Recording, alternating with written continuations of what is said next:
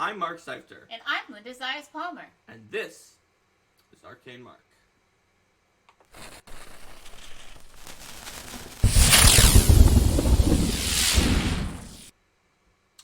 Before we keep going forward into Linda's Adventures Kingmaker Part 3, I realized that we didn't remind you to vote in the poll for the upcoming episode. So everyone on Twitch, be sure to remember to vote on the poll. Alright, let's talk about Part 3 of Linda's Adventures Kingmaker. In our spooky and shadowy apartment. It's so scary. Also, last time, if you guys remember, one of the things we mentioned was that we fought... Oh wait, heavy Kingmaker spoiler ahead. This is entirely Kingmaker spoilers. Although saying that we fought a red dragon is on the plane of fire is not a Kingmaker spoiler. Yeah.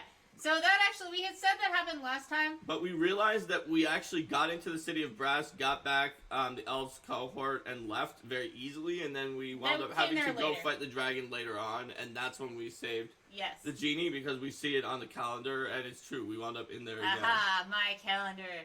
So we're now into 4712 AR. That's right. For our review of what happened in my Kingmaker game.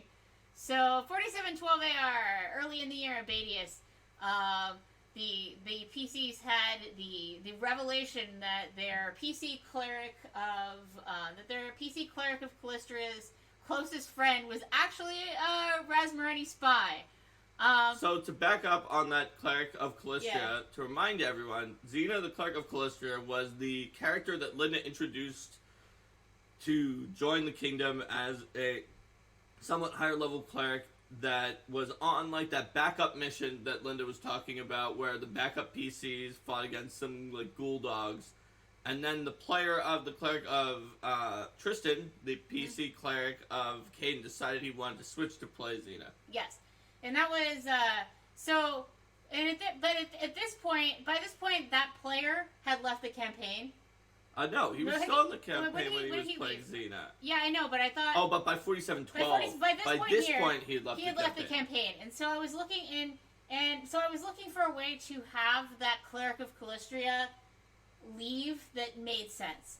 So there was a revelation that her closest friend was actually a Razmareni spy all along, and so the Cleric of Callistria decided to go off on a quest of revenge at that point, and try to take down the Razmareni spy ring that her friend had been part of to ruin his treacherous legacy. So that was how that character left, and then. We had and then by this time too, there was the concept that people knew that Mordecai's tomb was a dangerous place. They had previously using the Lorakian familiar of the king, who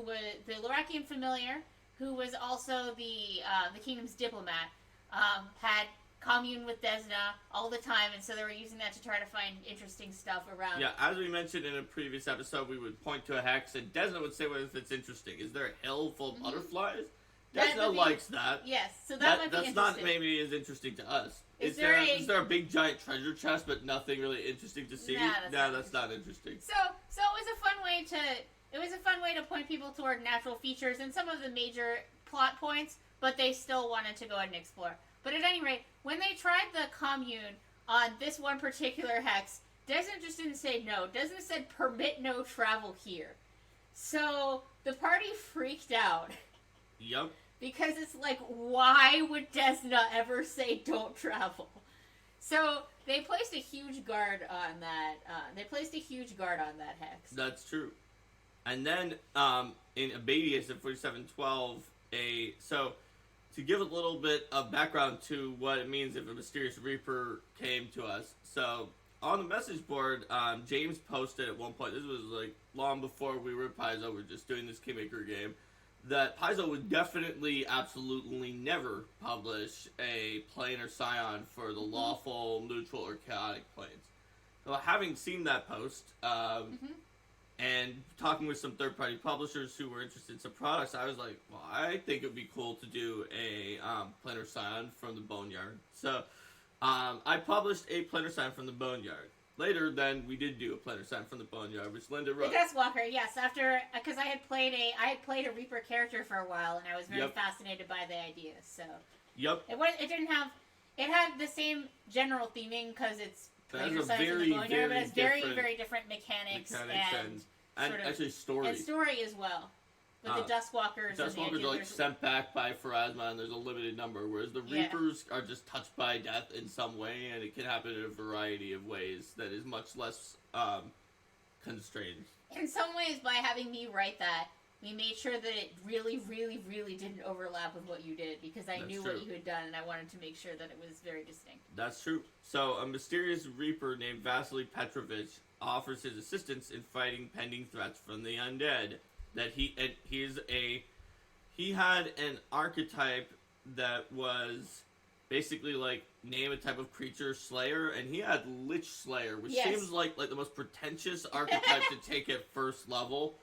It's like you're not even going to be able to use these for a really long time. Well, but or at least you better hope Mordecai not. Wasn't the only pending Lich. There was also that he was originally looking for the Lich that sent that ghoul dog. Yeah, the Lich that sent the ghoul dogs. The Lich that was buried underneath that was like deep in the catacombs somewhere in Mybon. It's the Hag Lich that was mentioned, and we still don't know exactly which book it was mentioned in, but it's either in one of the Undead books or River Kingdoms or somewhere that mentions this Hag Lich that's in Mybon. So he was actually looking for that Lich, but we kind of freaked out that a Lich Slayer was in the area. Well, because the PCs, Mark's PC was Edward the King, and Edward is a bard, and Edward kind of had a tendency when something oddly specific happened to fear that it was part of like the grand trajectory of the story that. Yes, Edward always thought that things made sense like a story tale or like a fairy tale, that like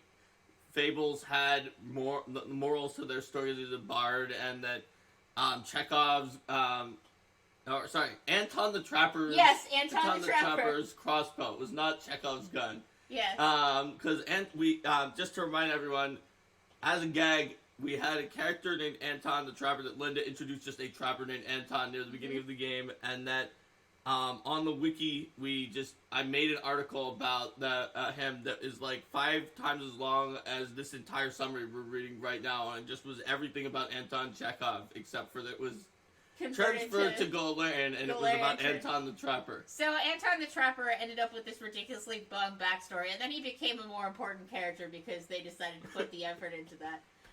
So it wasn't Chekhov's gun, but it was Anton the Trapper. I think it was Anton's crossbow or something. Yeah, like Anton's crossbow. So Anton's, he believes in the principle of Anton's crossbow. Which is, if a crossbow is loaded during Act 1, that it will be fired sometime before Act 4. Yes. It's nice to come up with those sort of, whenever you have those in-game versions of real-world sayings. Because, people wouldn't say things like Catch-22 or stuff like that in the game. So it's good to keep it in character with that. So we kept doubling the guard around Mordecai's tomb, and Edward was, inspecting the Isian Cavalier who was in charge of that to make sure that he doesn't trust Isians because of his backstory. Well, because Isians are all descendants of pirates and scoundrels. And also the Sertovas kind of killed his family. Mm-hmm. So but nothing happened there. It was despite all of this, Vasily left to go find the Hag Lich. And Edward totally expected things were gonna go down right then. And they did not. And the rest of the party, so you have Perrin the dwarf. Perrin the dwarf druid, who's very practical and is the marshal of the people, and is just whenever everybody this is totally gonna happen because stories, he's the one with high wisdom, and is Edward, that doesn't make any sense. Yeah, but sometimes things do happen because stories. So he has to admit that when you're in I guess we were in a Fae-based plot line where fairy tales and stories sometimes come to life. Yes. Not always. That is true. So then we went over to the Calistro, where there was so this was generally part of. I had a long list of kingdom events. Was a D100 chart that I assembled from a combination of the possible kingdom events in the book itself, the AP itself, from the events in the River Kingdoms books that were from. Oh gosh, now I'm blanking. The Guide to the River Kingdoms, I think, or no? There's a Guide to the River Kingdoms, but Yeah. there's also the from John Brazier, which also published the Book of Heroic Races Reapers, had Book of River Nations. Oh, Book of River Nations, that's what it was, yes, book. because I couldn't say, yes. Book of River Nations, and then I also have put in a lot of pulling in things from Legendary Games, which had some other updates to the Kingdom rules. And then also people's suggestions on the forums. I asked my players for like ideas that things that they thought might be cool to add to the list, and then I fleshed it out with a few dozen ideas of my own. And with that, I had actually more than 100 ideas. So it was a D100 chart, but then whenever I rolled something, I'd pop in something else from the pending list. So there was a sense that when the kingdom started off, there was always one kingdom event per month, but as the kingdom grew, they came to 2 or even 3 kingdom events per month. Was it 1 as a barony, 2 as a duchy, and 3 as a kingdom? And 3 as a kingdom, yeah. So there was more and more going on. And so a lot of these things aren't mentioned in my summary. If I went into my more extensive notes, I could find them. But honestly, if I were to catalog everything that happened in my Kingmaker campaign, we would be here for weeks. But we still catalog this because a missing person was murdered by an unassuming shopkeeper who was driven to cannibalism by a cursed ring of sustenance. Yeah, that was an interesting investigation, because it was just one of these horrifying stories that happened, and it was a missing persons case that wasn't necessarily as easy to solve because it didn't have a clear motive. It's because the signs pointed to some kind of humanoid being around and doing this, but then it's like, why? It was very difficult to restore that corpse to the point we could use our Staff of Life to bring the person back to life. Yes. And then, so another thing that happened was that we did the Crucible of Chaos adventure, which is supposed to be in the Mongi Expanse, but honestly, it's about a crashed flying city, so that could have crashed anywhere. So I made it crashed into the... Author's Tale wants to know how much time we ended up spending on Kingdom events, building selection versus adventuring. Well, Kingdom events, I would say we spent more time on Kingdom events than on traditional adventuring. Especially if you count that and an exploration of random stuff. Yeah, an exploration of random stuff, because events often spiraled off into other things, too. Like, what would you count exploring a hex that happened to have the Crucible of Chaos adventure in it, and then deciding that you found a grounded flying city, then you wanted to get it flying again, so you were going to go to the plane of air and speak with genies there to see if you could do a favor for them. We had inroads in the plane of air. We could talk to the father of Lollipop's jilted genie princess. Oh yeah. So Lollipop was the party wizard and diviner. His actual name was Sabathiel Lolandir, but nobody actually called him that. Even his own player, everybody just called him Lollipop. In fact, there was actually a moment during the game where, and I forget exactly what the context of this, but where there was someone who was pretending to be someone that you could trust, but they called him Lolandir, and then you realized... They called him Sabathiel, and then you immediately... The only person who called him that was Rasa, and we were like, this person isn't really... Was it like a doppelganger or something that you figured out because they called him Sabathiel? They didn't call him Lollipop. I don't remember anymore. I just remember that I had a plot line about that because this was a while ago. But yeah, so to get Olduvai flying again, they went to the city of Brass again to rescue the son of the Prince of Gales, Lord of the Corian Stream, which is just a powerful genie I made up. And that was the one who was actually in the super ridiculous in exchange for an artifact called the Bag of Gales, which they could use then to restore the Aromantic Infundibulum. And also, there's a lot of other Olduvai stuff. We're not going to spoil it. Crucible of Chaos. Linda added some Ranginori things in there. Yeah. Because there was just like these things where it's like these markings are for some weird thing that they worshipped, and Linda said that when we made a check on it, Linda said it was Ranginori. Yeah. And that caused us to start researching the imprisoned elemental lords. Author's Tale says that Author's Tale's group was too laser focused and couldn't get them to bite onto side things. Well, let's just say that our group embraced the squirrel. Well, or rather, I don't know. we were pretty focused when there was something that we had to do. But the thing was that, like, right, the next thing that we haven't done yet in the adventure is Mordecai. And that had not happened yet. We had a giant army of people protecting that hex. Yeah. He had not popped out of that hex. Part 4 hadn't happened yet with the Boggers. So the giant army of people prevented the usual trigger to the events of late Part 3, which is normally just like some doofus wandering into it, right? So there's no way that happened. So instead, this was delayed. Also, by this point, they had built trade agreements with Varnhold. They were interested in doing that, and so they went over. They did some conversations. Perrin, while being a druid, also had connections with mining from his dwarven family, and he offered to help them with some of their mining. And so then the leader, and so then Magar Varn, the leader of that kingdom, sent a letter over to the PCs and basically was like, "Ore for wood, please."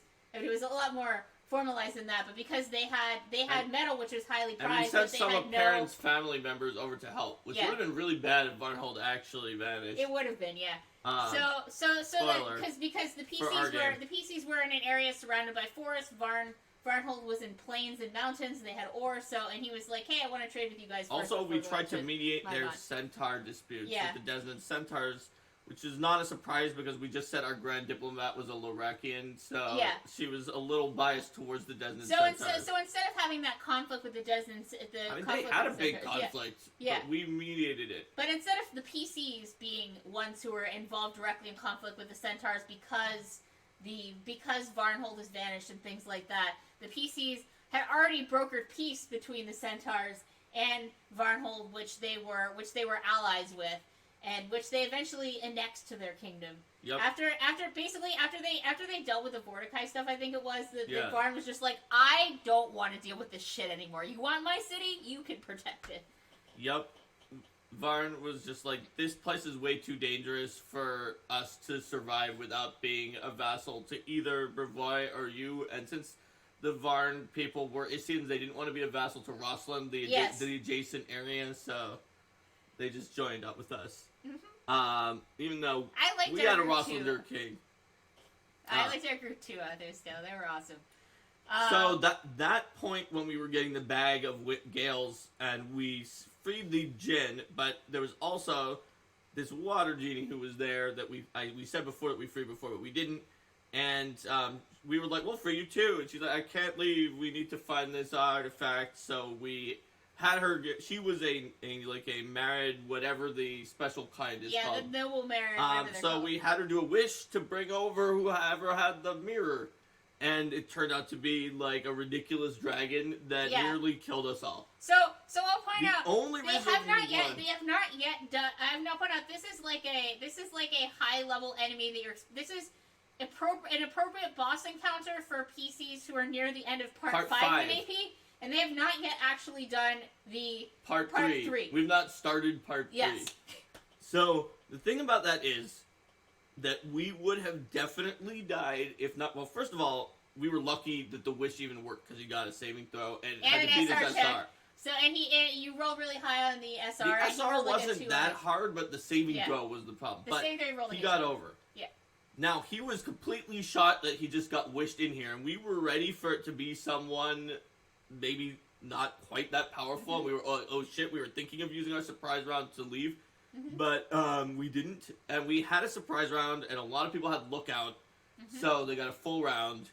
And the wizard, who was our diviner, who was part of our lookout chain to make sure that he always acted on the surprise round, had massive initiative from being a diviner, and started with a limited wish against saving throws. Which, if you remember limited wish, it gives -6, like some kind of absurdly unfair penalty to their next save. When you use it on saving throws, it is a -7. Oh, okay. And then he immediately followed that up with a quickened dazing, or it wasn't quickened. Maybe it wasn't quickened. It was a dazing something. Well, it wasn't quickened, right? Because that was a surprise round, and he won initiative on the next round. He then you didn't get to quicken everything until I gave you too many rods of OP. That's true. That's true. That was later. So it was either that or no, somehow he did this on the surprise round. He may have wound up giving a scroll of limited wish or something to me. Something happened, yeah. But somehow we managed to cast limited wish and then a dazing ball lightning. And so that's right, it was ball lightning. yes. So with the -7 penalty on its reflex save, this dragon that was like 10 levels higher than us actually didn't have that good of a chance of making it and failed, thus being dazed for 4 rounds. I'm curious what Sierra's thing was. Now, Keep talking. even with 4 rounds to whack on it, it took us almost all of those 4 rounds to defeat it. But as you guys all know, dazed for 4 rounds means dead. Yes. So it was a CR-17 creature that they were fighting. We had not started part 3. We were like Yes. level. No, it was a scroll of limited wish. We didn't actually have limited wish. Yeah. Not even close. Yeah, you were like That's level, why maybe level 8 or 9 at this I point. UMD'd a scroll of limited wish. We were level 8 or 9, and somehow the wizard did dazing ball lightning, which I'm not sure how he did at that level, but he did. Maybe it was a dazing something lower than that. Maybe it wasn't a ball lightning. Maybe it was like a I don't remember. It was dazing something. The point is that it was dazing. Yeah. Also, the Merit, who was definitely higher level than you guys, had a bunch of had these water or ice attacks or something. Yeah, like she that did the Cone of Cold, but she did a Cone of Cold. yeah. And you helped, wailed on the dragon for like 4 rounds, and it almost got out of its daze before you were done. Yep. Killing it, but you did indeed bring that in, and that was obviously worth ridiculous amounts of XP because you're not expected to kill CR-17 monsters when you're like level 8. Yep. He dazed it somehow with dazing spell. I'm now not certain of exactly what spell he used. Definitely used dazing ball lightning later on a lot. He did, so that's what we always remember. It was probably a first level, okay. Whatever it was. It was enough that it was dazed for like 2 to 4. I thought it was 4 rounds. The point was it took until the end of the days to actually kill the thing, even though we had a full round for all of our animal companions and fighters and things on the surprise round to wail on it too. So yeah, we somehow did that. And then they had the water. They had the Merid. Then we had a random artifact from Legacy of Fire. They had for a the random rest of the game. artifact from Legacy of Fire for the rest of the game. They collected things from a lot of adventures. So then in the next month. So well, hold on. Yeah, we had the bag, so we used it and we fixed the aromantic infundibulum, and that's how we got our flying city. Yes. Then they had a flying city from that out, and the flying city obviously had massive defensive advantages. It had limits, an overall limit on what you could build. You can't expand past a certain point. Yes, because that's the part that can fly. Because that's the part that can fly, exactly. So it was a very small city, but it also had huge defensive advantages, and we could move it around. And then there were that city also had some extra things you could build that you couldn't normally build in other things, such as based on based on the defense systems that were already in place. They could spend build points to augment its defense systems and create lightning can. I think you. Yeah, you created there was some kind of lightning turret. They had the extra ability to build lightning turrets. So of course they did that because they wanted to shoot lightning from their flying city. Yes. Yeah. That's sort of a must. Yeah, when you have a flying city, you have to shoot lightning from it. Yeah. Well, I mean, I was thinking about what kind of it should have some other kind of fun defense, and what does it make sense for an artifact from the plane of air to help you generate. And so, yeah, basically lightning turrets. Also, since it was really impregnable, we didn't quite finish this before we finished the campaign, but we were planning to create a hub of teleportation circles there, since it's hard to actually get onto Olduvai when its bubble that defense was up without being wanted on there. So if we had a very well-defended teleportation circle hub that had teleportation circles to our other cities that was easy to go outward but hard to go inward, then we would be able to teleport between cities. That way we wouldn't have to destroy meteor showers as much. Because meteor showers can be very dangerous.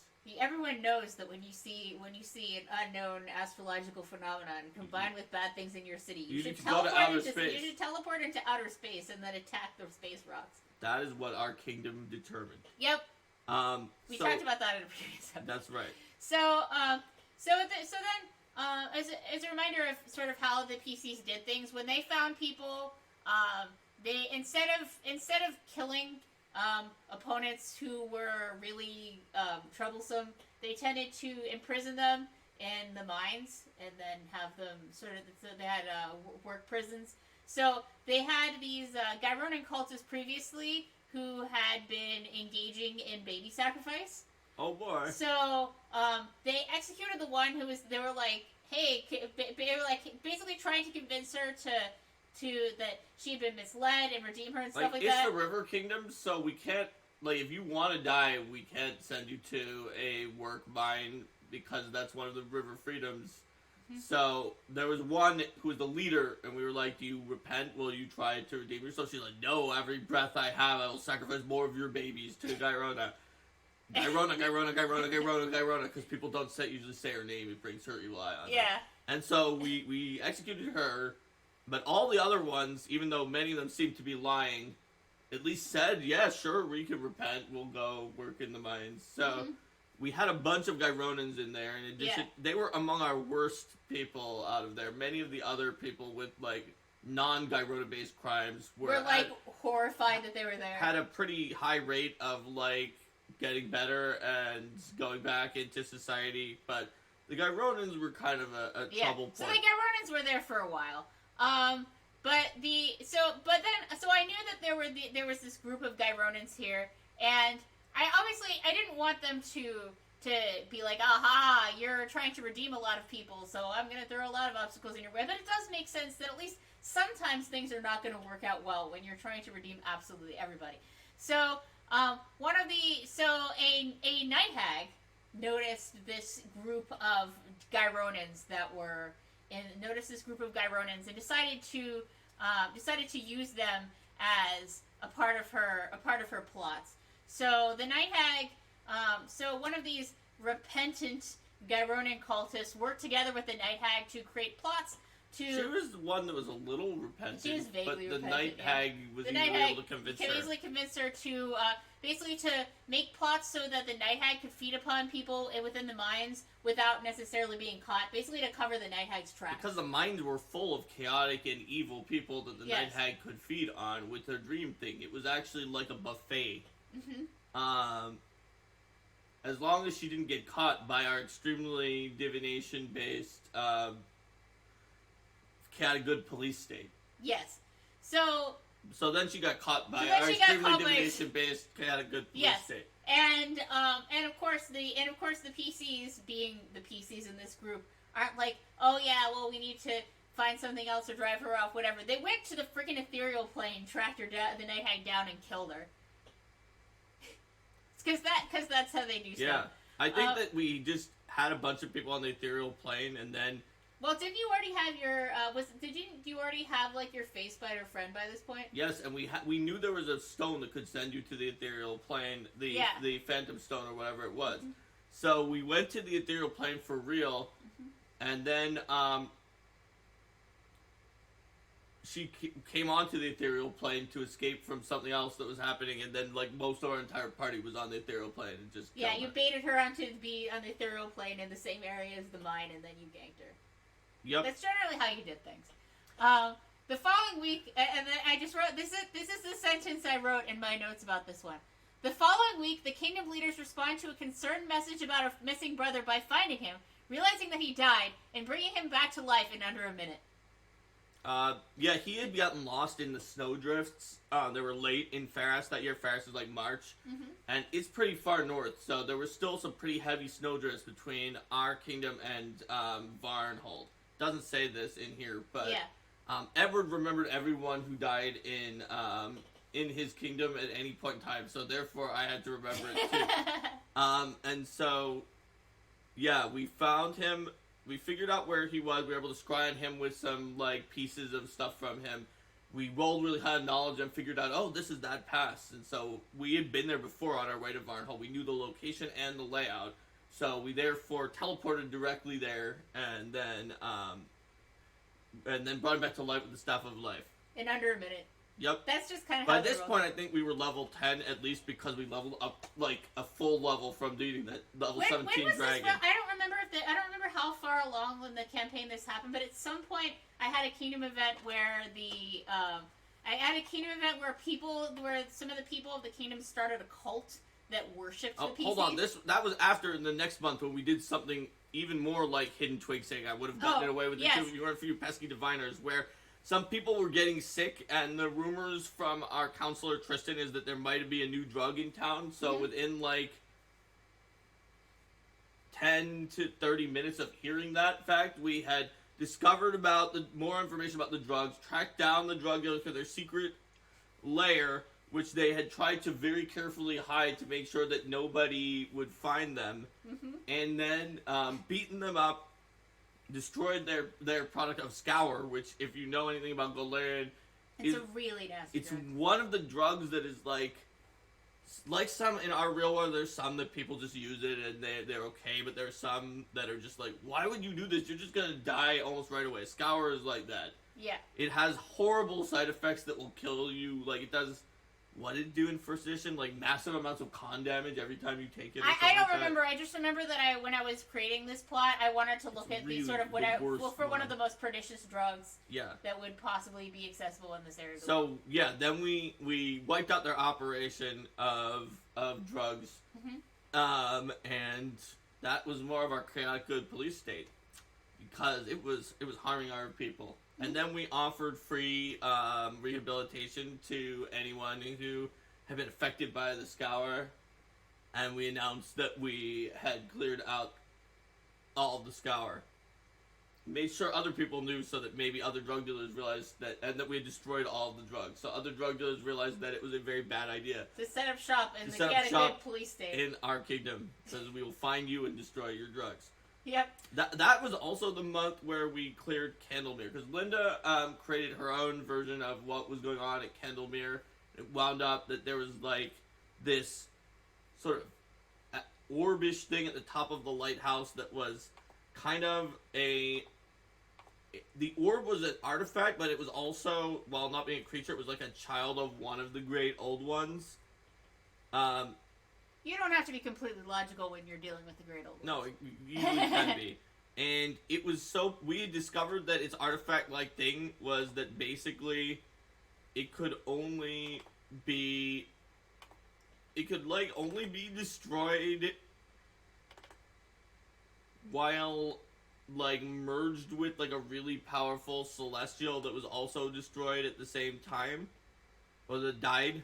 And so that was an interesting puzzle for the PCs. Yeah, it was something like that, and we realized that the way we should do it without actually killing a really powerful celestial was by feeding it to the Grim White Stag, Erastil's herald, because he has an ability to just die anyway and then come back to life. So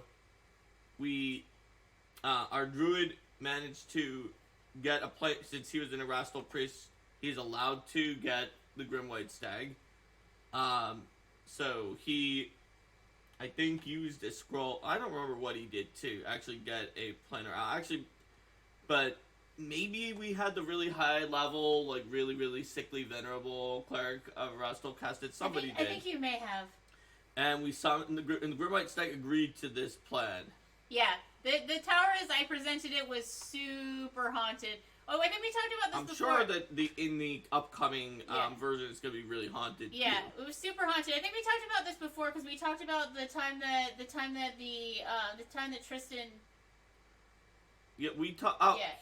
We talked about. Oh, remember we did this. We talked about when you fought the tower to start with. We fought the tower, but we didn't. But you weren't able to clear it yet. This child of the great old one thing at the top. We cleared everything else, but not this. But the tower was still had some serious bad juju. Anybody who slept within a mile of it would get affected by nightmare automatically, and there was all sorts. And have these terrible dreams of haunted lights and strange tentacles and things like that.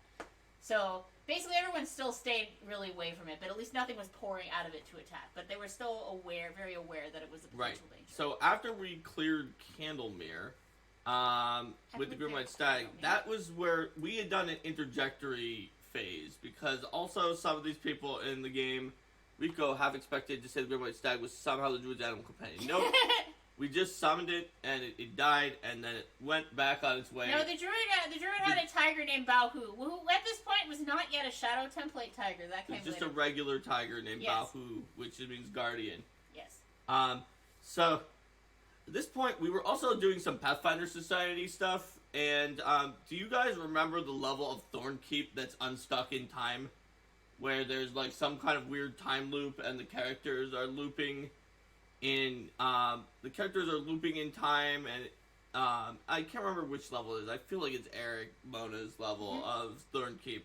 So I had run that level of Thornkeep for a group that was too many people to play in one table of Pathfinder Society. So I ran 2 tables of Pathfinder Society that I was running at the same time. And they were both in different time periods, and they sometimes vaguely saw flashes of the other people, and I would run an encounter in the same room, but only the people in their time period fought the things that were in their time period, and not in the other time period. It was pretty awesome. We had it set up so one group was in our living room and one group was in our kitchen. They were right next to each other, so Mark was just running back and forth. And they could hear each other and what was going on somewhat. Which is, and that's I how would we let them emulated see the ghostly images, and there's one NPC who keeps going back and forth between the present and another time, and I just had him go to the other group at that point, and I said they had to work together to turn off the weird Ioun device that was making the time warp, because of the fact that the only way to stop it was at 2 different time periods for them to do it at the same time, which they did. So, in addition to that, Linda had mentioned last time that she was putting these fragments of Nyrisa into different places. And given that she is known as the Queen of Forgotten Time, she decided to add one of Nyrisa's fragments into that Thornkeep level. Because there was sort of a bit of an unspecified treasure there. Yeah. So I popped one of those into that treasure. Now, obviously, the Pathfinder Society PFS characters that were playing that did not get a Nyrisa memory. But in the Kingmaker canon, some Pathfinders were willing to trade a strange stone they found in Thornkeep to our kingdom leaders for some agreements that the Pathfinder Society could set up a lodge, which you guys might think, no, that's not very much, but anyone who knows enough Pathfinder Society scenarios know that letting the Pathfinder Society set up a lodge in your area can cause a lot of problems. Yes. Linda's laughing because she is the organized play lead developer and she knows. Oh, I know. So this strange stone containing Nyrisa's memories was the first of the memory fragments of Nyrisa that you gathered. Was the lodge in the Flying City? No, the lodge was in their... They wouldn't have allowed the lodge in their Flying City. Yeah. That was way too well guarded. The lodge was in their capital. Yeah, it was in our capital where we could keep an eye out on what the Pathfinders were doing. Yeah, they were pretty close to the palace, so that if they were causing any trouble, they could deal with them. I definitely ran some I definitely had some stereotypical Pathfinders running around like. I think you had like the what was it like? You had the gunslinger and like the 5-hit Nagaji and like there was a 5-hit Nagaji and then Kyra and Kyra. Yeah, so I had some. Although that's where we heard about the Order of the Kyras, which we later went and found the original Kyra. Yeah, so the Order of the Kyras. Because in the Boston Lodge we had a meme called the Order of the Kyras where we just. It was how we dealt with the fact that sometimes multiple Kyras would be in the same adventure, which was that there was this original Kyra who is now a Saint Kyra in the Padishah Empire of Kalesh, who was like level 17 plus, and her life and ways and wisdoms were written down, and so therefore all of these Pathfinders from the Order of the Kyras would adopt the garb of Kyra, take the name of Kyra, and then do as Kyra did by preparing all the same spells as Kyra, buying all the same gear, and joining the Pathfinder Society. But there's Reformed Kyras and Orthodox Kyras. So if you're a Reformed Kyra, then if you have an adventure that goes for multiple days, or if you have a chance to prepare spells, you can prepare different spells than the ones Saint Kyra prepared when she did the trial. Linda and I played off this in a Orthodox Kyra, then you always have to prepare those same spells every single day, no matter what.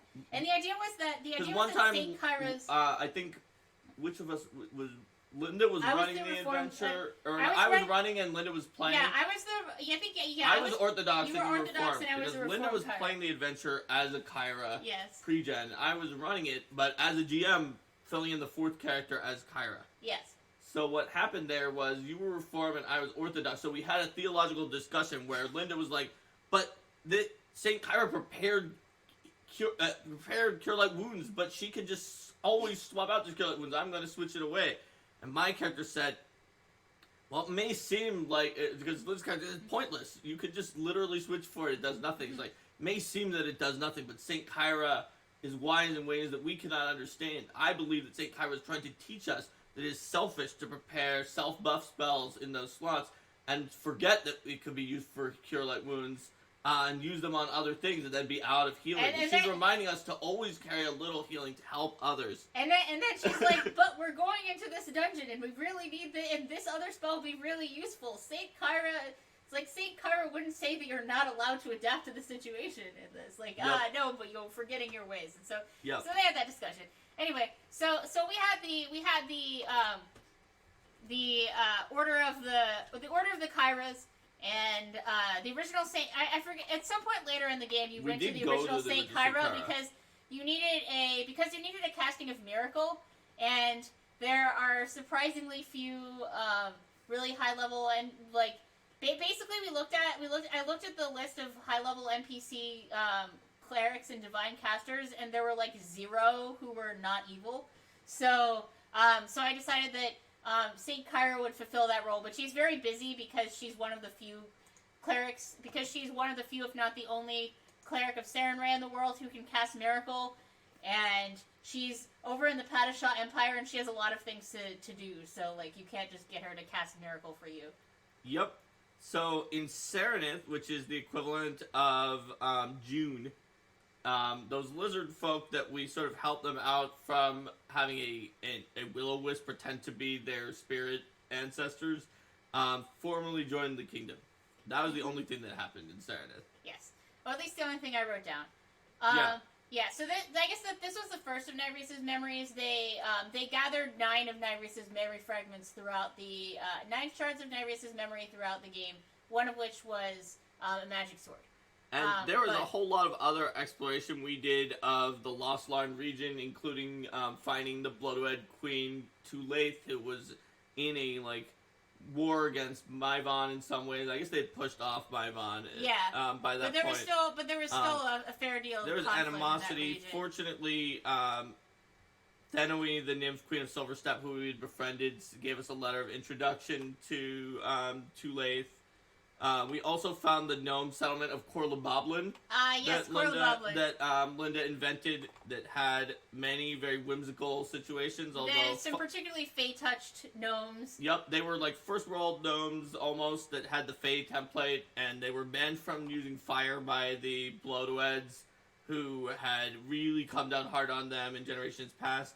Plus, there was the Wax Practicals Workshop. Yes, Wax Practicals Workshop with the Mithril Golems. Yeah. And the and the memory. Tiny, I guess small, the same size as a gnome. The Mithril gnome named Memory. He was a Bry worshipping gnome named Wax Practical that had a little workshop that was in there. Alright, so this was in into old? Okay. What people are saying things. Yes. Here. Go ahead, get to that. From the playtest.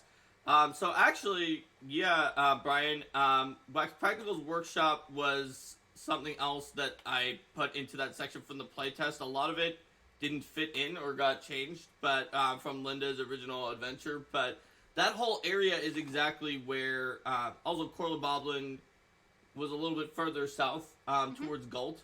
But that whole region, including Lake Aelona, which had some fish folk, the type Locathos, and there's problems with the giant squid or whatever. They had a giant octopus rather than a sea serpent. Yeah, but basically, with very much my blessing, Mark took inspiration from some of the things that I did, and so they got transformed by him doing things, and then by ongoing development. So very little of it, except for a few of the names, is actually in the playtest. Mm-hmm. But yes, you can remember Korlaboblin from the playtest. I'm trying to find the map we had of this. Also, if you look at my playtest turnover, it has a lot of that information. GM exploration. This is there it is. This is the map that I had with all my details. So all right. Oh yeah, so there was also that wasteland hex. Yeah, where Nyreese had just pulled everything out of that entire area as a practice run for what she was going to do. Plans. that was more foreshadowing of Nyreese's plans, that there was this hex that had a large area, a large circular area that was just completely desolate. No animals went there. It was just this weird gray silt, and there was the really Tree of Stars. There were Transcend Lessees. Yeah, the Tree of Stars based on which some Maenads. Yeah, the Tree of Stars is from Back Matter. That's from the Back Matter. That's where Perrin, who had sustained a serious shoulder injury earlier in the game, got that healed. In Kingmaker, I had a house rule. We didn't have hero points or anything yet, but I had a house rule where the first time that your character would die, they instead have some really negative ongoing effect if you would rather that happen. That happened in, what was it, that Summoner Summoner that happened really early on. It was pretty so early he had, on. So he had a severe injury on one of his shoulders that made it hard for him to use, like, two-handed things and whatever. It wasn't, but his character was so freaked out by that even though he'd started specking as a melee druid, he also had high strength and a really high wisdom, he decided to switch over to a spellcasting druid after that point. Let's see, there was a bunch of caverns, some clawbacks, Primal's Workshop. There was a pass to Iobaria. Oh yeah, there was also all the Cyclops cultists. There was the Cyclops cult in the Shrine to Praethos. The Shrine to Praethos. There was a big Cyclops cult down there that you guys were. There was a waterfall with Asrai.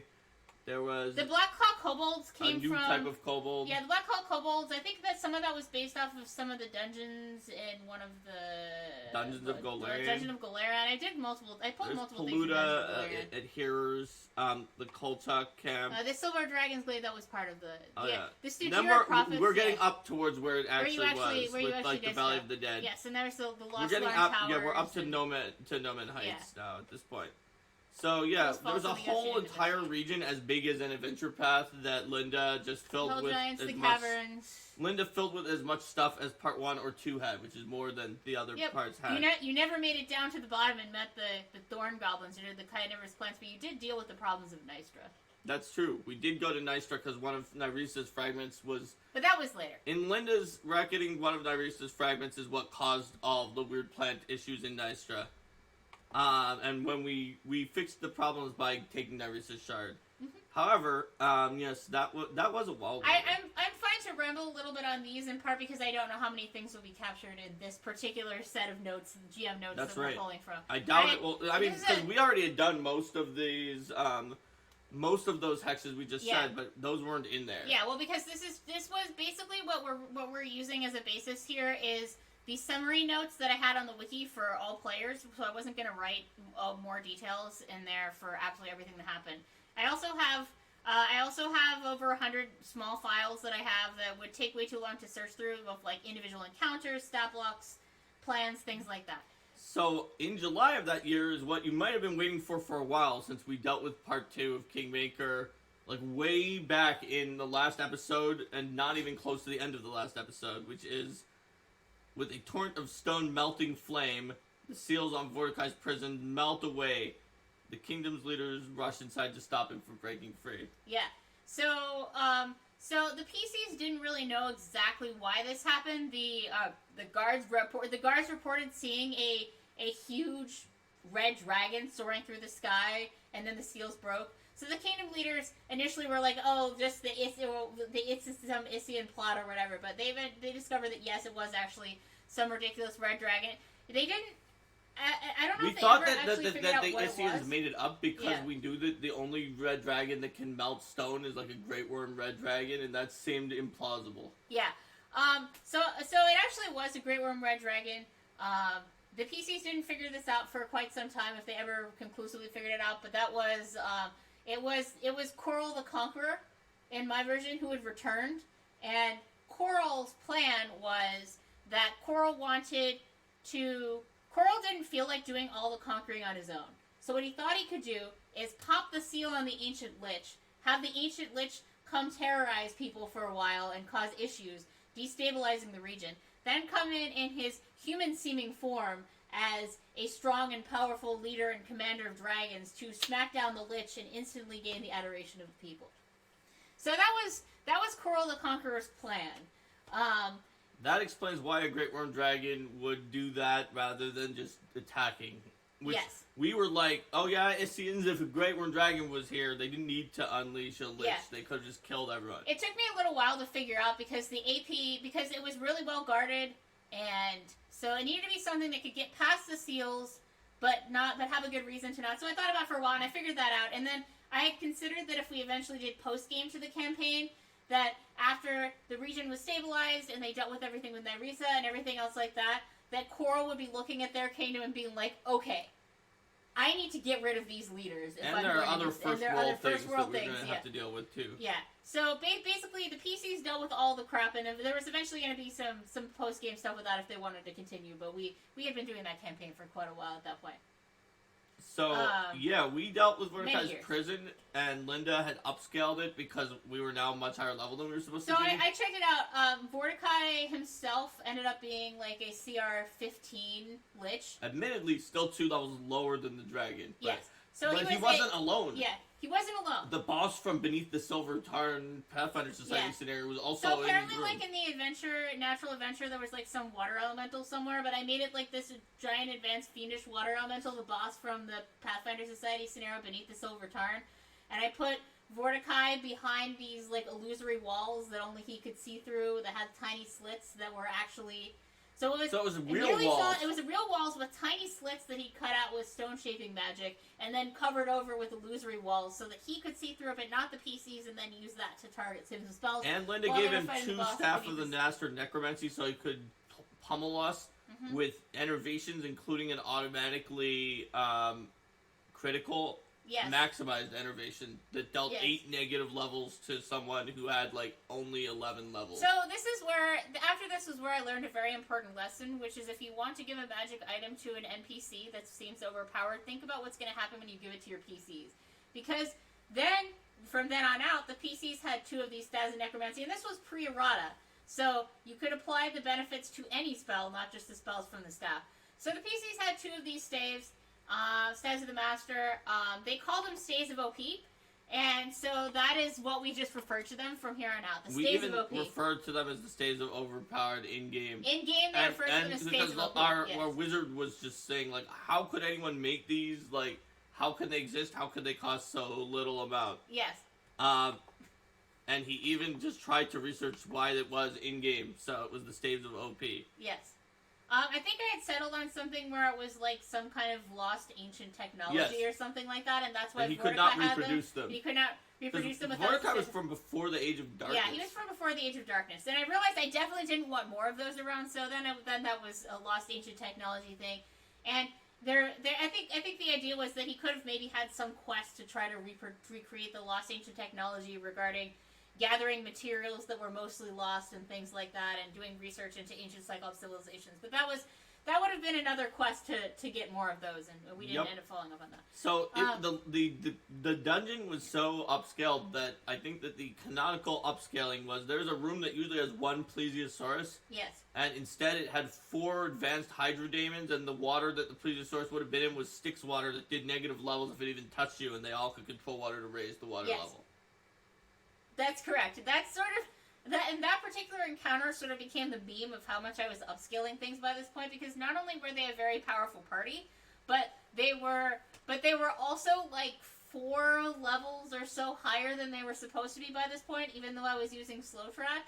Something like that. And we were missing Perrin, but he sent his animal companion on purpose. He's like, I want to send my companion anyway, and he's not exclusive, and you guys can command him. It's not going to be easy. It's a move action. And Edward the Bard is always like, my turns aren't that worthwhile except for my buffs. I can do it. Yeah. So we almost got that animal companion killed. Because there was a room that, like, I think normally it just teleports you to a fight with some soul eaters. But Linda added that to get the teleport, we had to do this puzzle on the walls where we kept having to push different things in order that we couldn't find out and moving across the room. While deacons of the different horsemen of the apocalypse just kept being successively summoned. Yes. Successively stronger deacons. Yes. Well, so it started, it was okay, but it just kept filling with daemons. So I was basically going through daemons from, like, lower to higher CR, and by the time that we got to We got to a Thanadaemon, and we were like, oh no. So we managed to warp out of there because Edward and Lollipop were like, the next thing in this succession that we don't have, even though we do have some of the lower daemons from War, but we don't have their Deacon Daemon, which is way more powerful, even more powerful than the Thanadaemon. And we could not deal with that on top of all the daemons we still have not killed because more were piling in each round. So we managed to warp out. and only warp into a room with Soul Eaters. That was it. Yeah. Oh, we did also have Vasily Petrovich because he heard that there was a lich in the area. And he's yeah, like, so Vasily I'm a Petrovich, lich slayer who's Vasily never Petrovich slayed came any back, liches. When he heard about this whole lich thing, and he was like a level 11 or something like that. He was a lich slayer archetype. He was on It's a par type with of inquisitor. Yeah, he was on par with the PCs in terms of strikes. So they did have one extra character who specifically specialized in slaying liches to help them out. He didn't actually help that much against the lich. He didn't help that much. He against helped the in lich, other he helped in encounters other because he had, yeah. I think, like the repose domain, so he could Yeah. put up that aura of protecting against negative energy. Yeah. He had some useful abilities to help you against some of the nasty side effects of this place. But yeah, so no, those demons, they nearly killed I the animal companion. I expected that you guys might have teleported away from that area, but you solved it in time. The problem was we couldn't go through the walls because we knew we needed to figure out where his teleport led to because you split the complex. Yes, I did. And so we couldn't just go through the wall or something like that because it could have gone anywhere. Yeah. We needed to follow that. Oh, no, I that expected you to retreat. Oh. Yeah, well, we also almost lost the Druid's Animal Companion, so... but we managed to do it all in one day, so Vortikai, like, we knew about the prison... Well, the thing is that, I guess what the PCs didn't know, but what I knew about this particular thing is that the daemons were incapable of following them out of the room. Yeah, we didn't know that, but we figured they couldn't teleport... If they retreated, then... If we did the puzzle, that they couldn't teleport with us. That's true. And you did the puzzle and they didn't teleport with you. But the main thing is that we didn't want to retreat because we knew that we had heard about this firebombing, like, immediately, 10 minutes later from a Scroll of Sending. Yes. That's true. Like, we were in Vortikai's prison almost before he realized that it had been unsealed. But not quite before then. Yes. If we had actually waited for a day, he would have had a day to be able to leave his prison and do things. Yeah, weren't you debating in a party? It's like, should we retreat? Yeah. No, if we retreat this happens. He might be able to do something, and we did not want to let him do anything. Mm-hmm. So we continued, even though we were pretty drained, and we nearly got some serious deaths against Vortikai in the end after he dispelled our death wards. Hey, Quincy. Hey, Quincy. He dispelled our death wards and then started throwing enervations onto people. Yep. So that was pretty bad.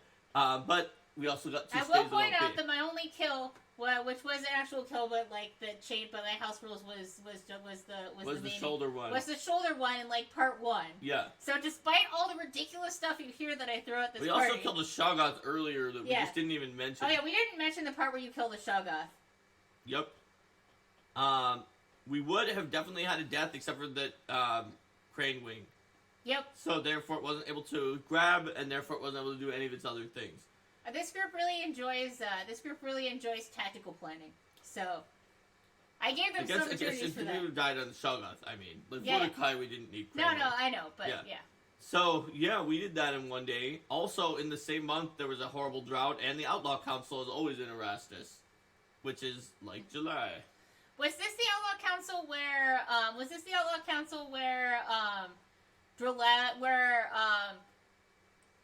Irvetti insulted Drelev? But at this point they had some trouble from Pytax. But I wanted to make sure because they at this point had beaten some ridiculous things. So I knew that they're very confident, and I was concerned that without some dissuasion, they might short circuit some things and go into Pytax early and cause problems. So I decided to have an in-character reason why maybe they wouldn't necessarily want to do that. So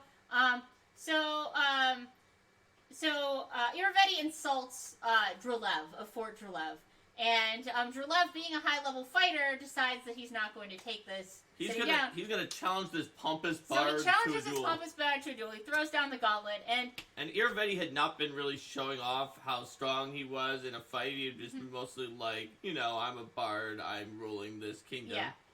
Drelev, we knew was a powerful fighter, and he used some abilities that the PC fighter Big Al. The PC fighter Big Al was kind of looking toward this build where you have like some con bleed and other stuff like that. Yeah, what was it? Deadly Stroke. Deadly Stroke. He wanted to get that feat eventually.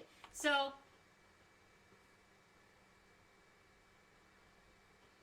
question a colleague asked me about the setting. Does Galarian or later the Pack World know about Earth, if it does exist? Well, some people must know about whatever that strange planet they went to in Reign of Winter, but And I mean, they brought back someone from that strange planet, That's Rita true. Winter, who's now Anastasia Romanov is now the queen of Irisen. But other than that, it's so far away that even with drift travel and Starfighter, I doubt it. But we are not, like, in charge of the world setting, so who knows what will happen. Yep. That's just information. So, it's presumably still out there somewhere. So Drelev got off a deadly stroke with Conbleed, and then Irvedi proceeded to annihilate him in the duel. Yes. And he cut off his finger instead of killing him. He knocked him unconscious, and then instead of killing him, instead of giving him an honorable death, he cut off one of the fingers on one of his sword hands, which then the PCs, because they have a diviner, are instantly like, oh, he's going to do all sorts of terrible spells. What kind of spells can you do if you have a part of someone's body, yada yada. So then there was this sense of threat, and this was sort of what I had be the catalyst, the visible catalyst to when some of the things started changing in Fort Drelev, and Drelev was capitulating more to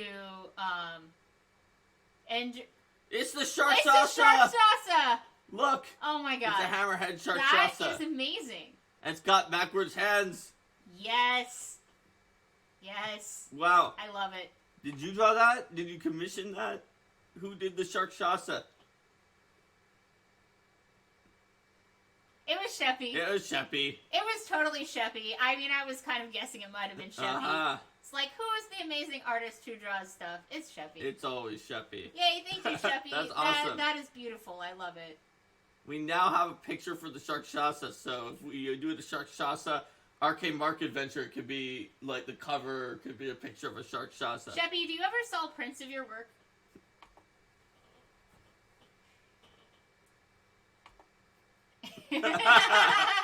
Nope.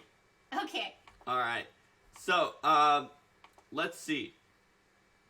So, yeah, we were sort of like, Irvedi's pretty serious. Yeah, and that was what kicked off the things with Fort Drelev starting to capitulate more to Pytax, which is how I started to bring into motion some of the things in Part 4.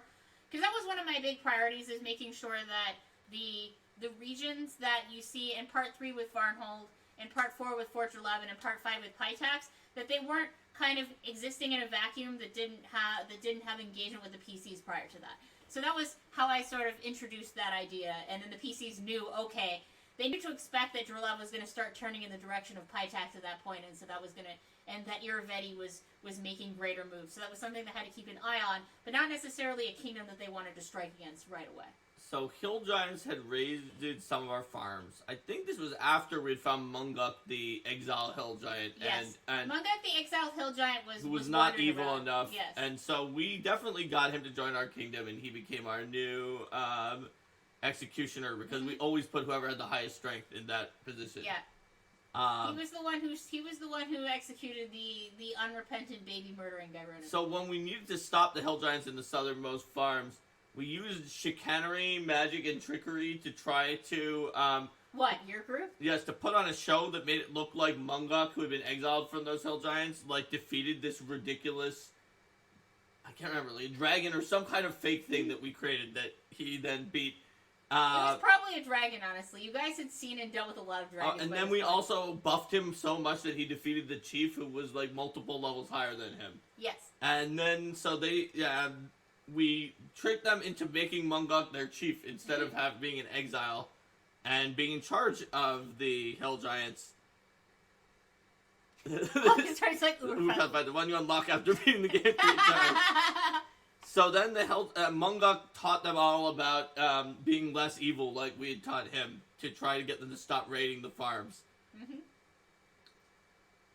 And that was where the ex-cleric of Erastil came to Tysana to seek counseling from the druid of Erastil about his failures in faith. A lot of people who, because Perrin was very much someone that a lot of Erastil worshippers very much respected. He was also someone that people would come to sometimes when they were struggling with difficult ethical decisions. He'd have sometimes other leaders, like Magar Varn came to him for advice and things like that, because he had just this large reputation of being someone who was wise, fair, and level-headed. That spread throughout their kingdom and beyond. Yep. So, in the month of Lamishtan, October like we are in right now, a mysterious thing happened that requires some explanation. So, In another campaign of Shattered Star that Linda was running, my character Cordelia, Venture Captain Cordelia Perseus, had intentionally set off a trap to go into the body of the Rune Lord Sorshan because of the fact that she is a Taldan patriot who wanted to bring Aslanti blood back to Taldor. So she looked exactly like Sorshan. We had not had Return of the Rune Lords happen yet, but somehow I told Linda that my character, who's also a diviner, would want to try to trade spells with Lollipop, who is a diviner from here. So this seemed like a perfect opportunity, not only to have a funny scene that we did in the game, but also an opportunity to give the diviner a huge treasure trove of spells. Potentially. For trade. So, yes. So I told Linda what the turn were, and then Linda roleplayed the character as if it was an NPC who just claimed to be Sorshan instead of herself. But Sorshan was only willing to trade spells from one of her auxiliary spellbooks, and for one of her auxiliary spellbooks, I just pulled up the spellbook of of Mark's actual high-level diviner from the other campaign. But she basically claimed to be Sorshan to get a better deal of like, I'm only interested in seeing the best spells that you have. Mm-hmm. Elfdro says the art is bestiary worthy, as is the monster. Wink, wink. That art is amazing. That is really cool. There's an art submissions email address on Paizo.com where you could submit art to Paizo.com to like be in Paizo products. All Linda's encounters are an orc with a fiendish elemental quadruple decker pie with 7 levels of rogue. Or just going into outer space to beat up a meteor storm. Well, a meteor shower. But I will say, like, the general theme of this is encounter is ridiculous, but then the PC's hilariously defeated, or encounter is ridiculous, but the PC's still come out triumphant. So, like, yes, these encounters were ridiculous, but this is what was needed to provide the players with the level of challenge they were looking for.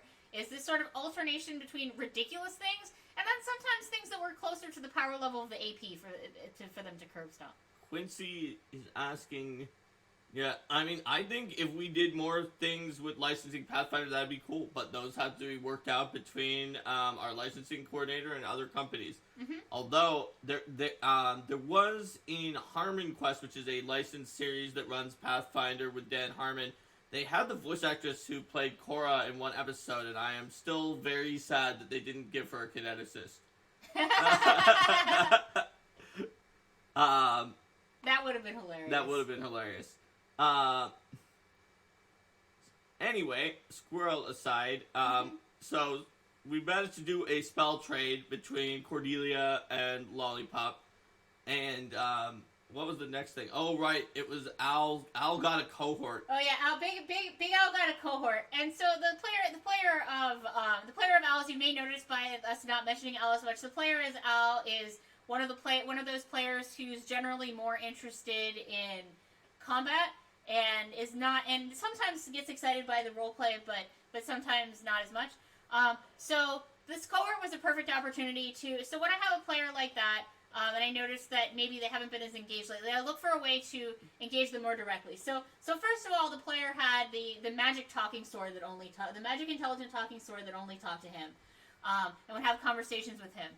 And then the player, but those were more like, those aren't so much big events as they are sort of this ongoing story of this dynamic between the cowardly fighter and the brave paladin sword that encourages them to continue fighting. I'm not sure if we have in here the point at which you discovered that the sword was actually a nascent demon lord. Let's see. It looks like it's not. No, because I stopped taking through notes pretty soon. I think that had already happened by now. That's so right. let's talk about that a little bit. So we mentioned before that he had a sword that claimed to be this daughter of a paladin who had been captured and sent to the Royal Wound along with the PC when they were children. In a plot that's like vaguely related to some things in Wrath of the Righteous, where they were just injecting demon blood into people, because Al had the Eldritch Heritage Abyssal, to get a lot of plus strength. And what he didn't know is that actually the sword was connected to a nascent demon lord that just wanted to bathe in the blood of things that he defeated. So they sort of kept encouraging him to be heroic and daughter, stand for the it. daughter of Zora and Sokoth Banath. Yes. So it was a nascent demon lord that I introduced for the purposes of being someone who... I had, like, some stats out for her in case she escaped. The idea was that... But the problem was that the player was still, despite the sword's urgings, his character was not the most brave character. So he still was doing okay. He still was doing okay. She was getting kind of close to escaping. Well, it was just that we didn't kill things that much. Yeah. But he was getting pretty brave when she was telling him to be brave, but we later discovered that almost all of his bravery was external and coming from the urging of his sword to be brave and be a hero, even though it was a demon. Yep. Because when the party members accidentally figured out that his sword was a demon, and we dealt with her, he suddenly, realizing that was a demon tricking him, just became a complete coward. Yep. He also switched from his alignment of neutral good to neutral because he got really upset. Oh, he had, from the Heretic of Many Things, gained the ability to summon, like, a good outsider. Oh yeah, he had the ability to, like, once per day summon a good outsider. A really powerful good outsider. Yeah, it was super overpowered. And, but again, I was looking for more ways to engage this player. But he got into, like, theological, and like, he got into arguments with the angel about, like, about morality and theology that he was summoning, and he decided that he quit from Saren Ray and being neutral good, so he switched to Pharasma, and he wound up getting Psychopomps. Yes. So then, he was just so deep into Pharasma, he brought in his most odious and unpleasant former fighting companion, a priestess of Pharasma. With charisma of 5. I think it may have even been worse than 3 5. or something. I think it was like 3. A 3 charisma. It was some awful dwarf charisma. Who was just like everyone instantly hated. She had really, really poor hygiene. Yep. And refused to do anything about it. And she was just generally unpleasant and rude to everyone she encountered. She had, like, unpleasant in a way that, like, it wasn't intimidating or anything. It just made people not want to be around her. She also was, like, creepily, like, drooling over the druid dwarf. Oh, yeah. She was constantly... She sent him, like, a letter that just had a giant blood stain on it. Yeah, she, like, wrote him love letters in her blood and, like, all sorts of really creepy-ass stuff. Not a relative of Severus Snape. Yeah, it was, like, obviously her, and he's like, seriously, I'm not interested. Wasn't her backstory that, like, she like, stole and tricked people out of money for some of her Pharasman things to try to help her sick mother, and so she was, like, kicked out of the formal Church of Pharasma. Yeah, and it was mainly stealing because she was shitty at bluff. So yeah, she stole to get stuff for her sick mother, and like, even though I think you guys did eventually help her sick mother anyway, even though, like, she was really unpleasant. I think she had already helped her sick mother. Oh, right, mother. no, she had, but then there was other stuff she wanted to do. So, no, wait, yes. I thought that she hadn't because she kept demanding larger and larger shares of the treasure. And you were like, no. She kept demanding more treasure She kept demanding more treasure and whining about her share not being larger than the other NPCs, and, like, she was really annoying. So she was a cleric of Pharasma. She should have become a televangelist. That would have helped. Not nearly enough credit for that. She became Al's cohort. So and everybody complained about her coming along because she was annoying. We wanted to role play her low charisma somewhat, and even though she wasn't literally constantly harassing him, to role play how much we all hated being around her, we just complained in character every time Al tried to bring her on an adventure, even though she was his cohort. Yep. And he loved it because he often winds up with characters that either have low charisma or that cohort did and he likes it, but he wants people to roleplay how horrible this person is. He specifically enjoys, like, the people roleplaying being annoyed by his character. He's the same person, if you remember the story about the Inquisitor of Shelyn, who, in Murder on the 30 Mermaid PFS scenario, we all, everyone thought in character had killed the person because he had such low charisma and just specifically said something very bad after he I honestly don't water. think anything makes him laugh as hard as his characters or their relatives being disliked or by cohorts, being disliked or suspected by for their other low PCs charisma. For their low charisma. Yep. Such an oddly specific thing to discover about a player. But anyway. So Marissi was very important because now at this point we have Marissi, we have Rihanna, who's the Maivanese, Sword Lord in training, who is my cohort. We have Rasa, who is Lollipop's cohort. We have your familiar. My familiar was more dangerous than I was. That's true, especially when I gave her the ridiculously OP Desna Star Knife. That's true. We got the OP Desna Star Knife that was sealing Mordecai's tomb, but that actually, like, she was already dangerous just from the staff with chain lightning in it that we got from Olduvai. Yeah, that's true. Because she could UMD it and do chain lightning. That was pretty good. I didn't kill her, someone beat me to it. It wasn't exactly that, Quincy. So what had happened was the PCs were all together, so they would have been an alibi. That's what the adventure says. But this player was having nothing of that. He's like, no, I'm going to wander around at night by myself. He's like, I'm going to skulk around. I'm going to skulk around in the... He even said the word skulk. I'm going to skulk around in the shadows. So he was skulking around where no one else knew where he was. He was the first one to get to the body after the murder. And so the captain comes in, the rest of the party comes in, and the captain's like, this guy was just standing over the body. Where's he with you? They're like, no, we don't know where he was. And then he casts Create Water over the crime scene. Now, the reason he did that is because previously, the guy who was playing the diviner in Kingmaker, who was playing a rogue back then, was just hated the person who was killed and was like, he's a jerk, he's an asshole, he's probably going to just... Fake his own death. He's probably going to fake his own death at some point because we're his bodyguards to make us look like we are terrible. Yeah. And he even just said that. So the low intelligence, low charisma Inquisitor cast Create Water on the crime scene, removing most of the evidence. And the captain's like, why did he just do that? There must have been a reason for doing that. It destroyed all of the evidence, but what's your reasoning? And he said, I needed to make sure he was dead. Because he was thinking, oh, it might have been a fake death, and then he's going to wake up and say, see, you guys are terrible bodyguards. But the way he said it, because he wanted to roleplay his low charisma, is I needed to make sure he was dead. And that was how he wound up tied up to the mast for, like, a while. He had pissed off the ship's cook, who was a high-level alchemist, which wound up almost getting him coup de grace tied to the mast. We talked about this before in previous episode. But anyway, yes, it's that player. It's that player. So, also... He likes combats and having the other PCs judge it. Also, in the month of Nath, we met with a Lesser Norn, who is a servant of Math the Three, the eldest of divination. And we tricked Nystra, the plant creature, in Nystra to get a Nyrisa Nystra being one of the locations on the broader River Kingdoms map. Yes, it has like a plant hive mind that is taking control over it. It's got these weird like silk gargoyles in it. Yeah, Linda decided that was based on a Nyrisa shard, but we managed to trick it into thinking that we were like... I think it was an Anku again who was serving Nyrisa, and that we were going to gather the shards and empower the Nystra plant. But we did not empower the Nystra plant. We did take the shard. Kuthona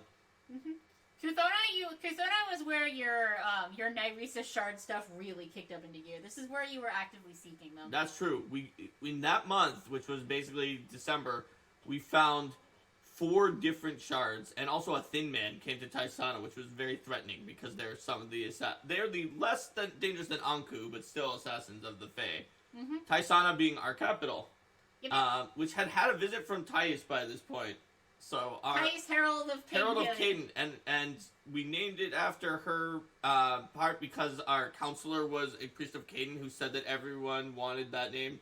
When he never actually like really followed people's polls. He just picked whatever he wanted and said that that's what everyone had voted for. I mean, sometimes he'd go around and talk to people. He did actually poll them. And if they had ideas that he liked, he would take them. He did poll them. He just didn't necessarily do it as... He didn't say that it was going to be a representative poll. Yep.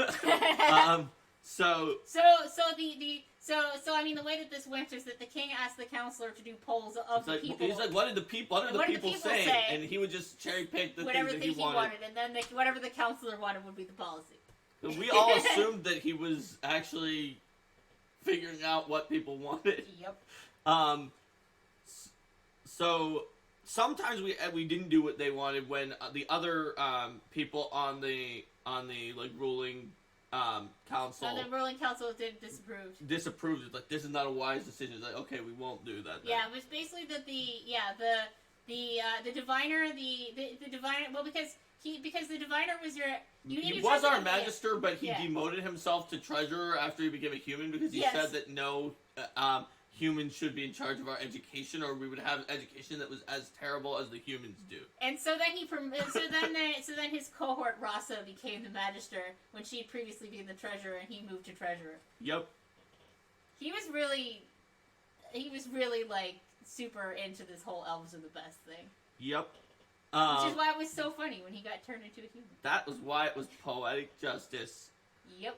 It fits with that theme in Kingmaker that has just a lot of like sort of curses that are fairy tale style. Yes. So anyway, let's see. So yeah, we got a bunch of shards. This is where Linda adapted Realm of the Fell Night Queen into a adventure that was like drastically. Well, because it's like a 7th level adventure, and by this point you guys were clearly like, able to defeat CR-15 things with additional. We were assistance. like 11 or 12. Yeah. 11 or 12 by then. You were 11 or 12, but you had a lot of resources like the Stays of OP and the free. You had the Stays of OP and the free on-level Psycho Pump every day, and. So this is when Linda just doing mythic, like the mythic king of all will-o-wisps and a bunch of other mythic things. And if we've ever told you the story of when one attack, something tried to attack, which triggered a total of 23 of what we would call reactions in Pathfinder 2nd Edition, but immediate actions and attacks of opportunity. That was in this. So this mythic will-o-wisp had mythic initiative and sort of the powerful reflexes to and it got got into a war with a snake style with the snake styling cohort, snake fang.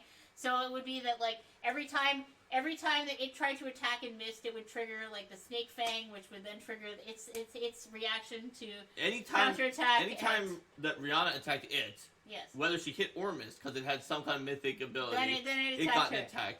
But if it missed, she got an attack. And then one her, time, because she attacked it, then that was her attacking it. The first time it would have hit by less than 4, she crane winged it and hit, which also triggered an attack. Yes. And it created a total of 23 attacks because her dexterity bonus was only plus 11. So she ran out, it made one more attack, and then it was over. I was motivated to create this creature because I thought that it would be amusing to see how long this chain could go.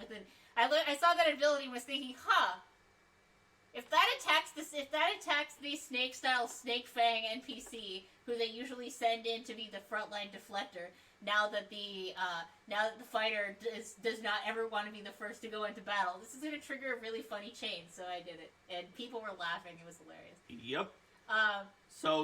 So eventually Roswin, who in Linda's reckoning, as being a very shadowy fae, was the daughter of Nyrisa and Count Renalk. Mm-hmm.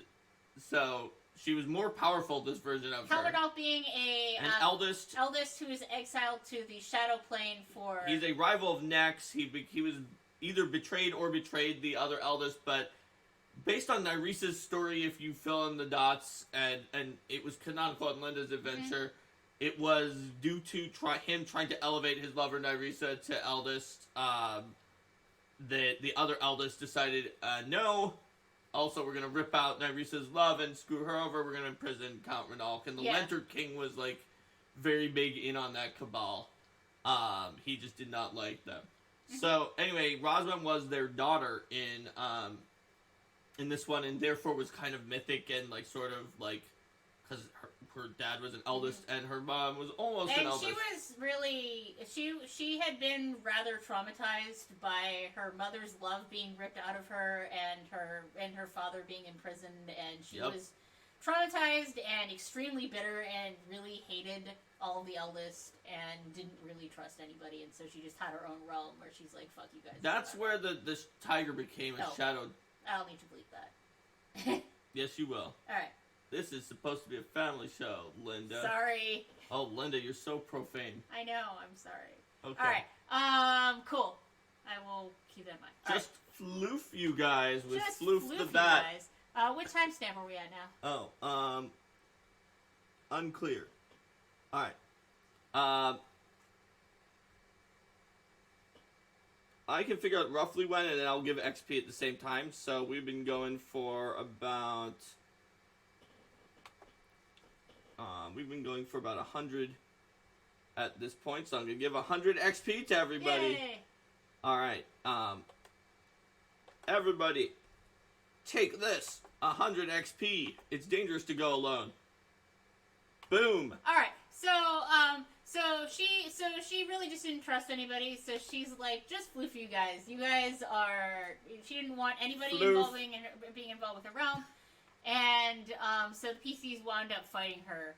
And I forget how you got the shard from her. I think she had it, and you took it from her when you defeated her, or how did that no, work? no. Or did she give it to The you? reason it's called the Trials of Roswell is that she decided to put us through the grill, testing us, and then decided that we could be. She's the one who actually told us about the shards, where some of the other ones were, what they actually did. We just were gathering them anyway because it seemed very germane. Yeah.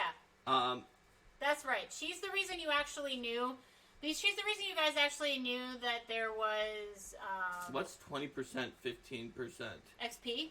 Oh, that's what percent they are. Yeah, that's how far towards they are getting toward to the game. Toward the game, yeah. So That I'll means throw. together they're over a third of the way if they want to team up. Mm-hmm. All right, that's what it is. So the Rosman was giving us trials. She also transformed Baohu the tiger into a that's right. shadow Yeah, she tiger. wasn't the one you beat up for that stuff. That was And because when you were her doing the trials missions, yeah. included some ridiculous stuff and thorns, and they were doing so much damage, and they theoretically killed Baohu with this weird extra thing, but then it turned out he had not died. He was transformed into a shadow tiger. Yeah.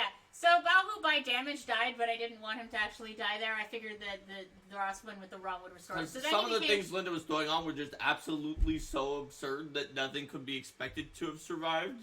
But we did, but just not the animal companion. Yeah. So then, Sheppy, thanks for you. converting to a tier 1 sub.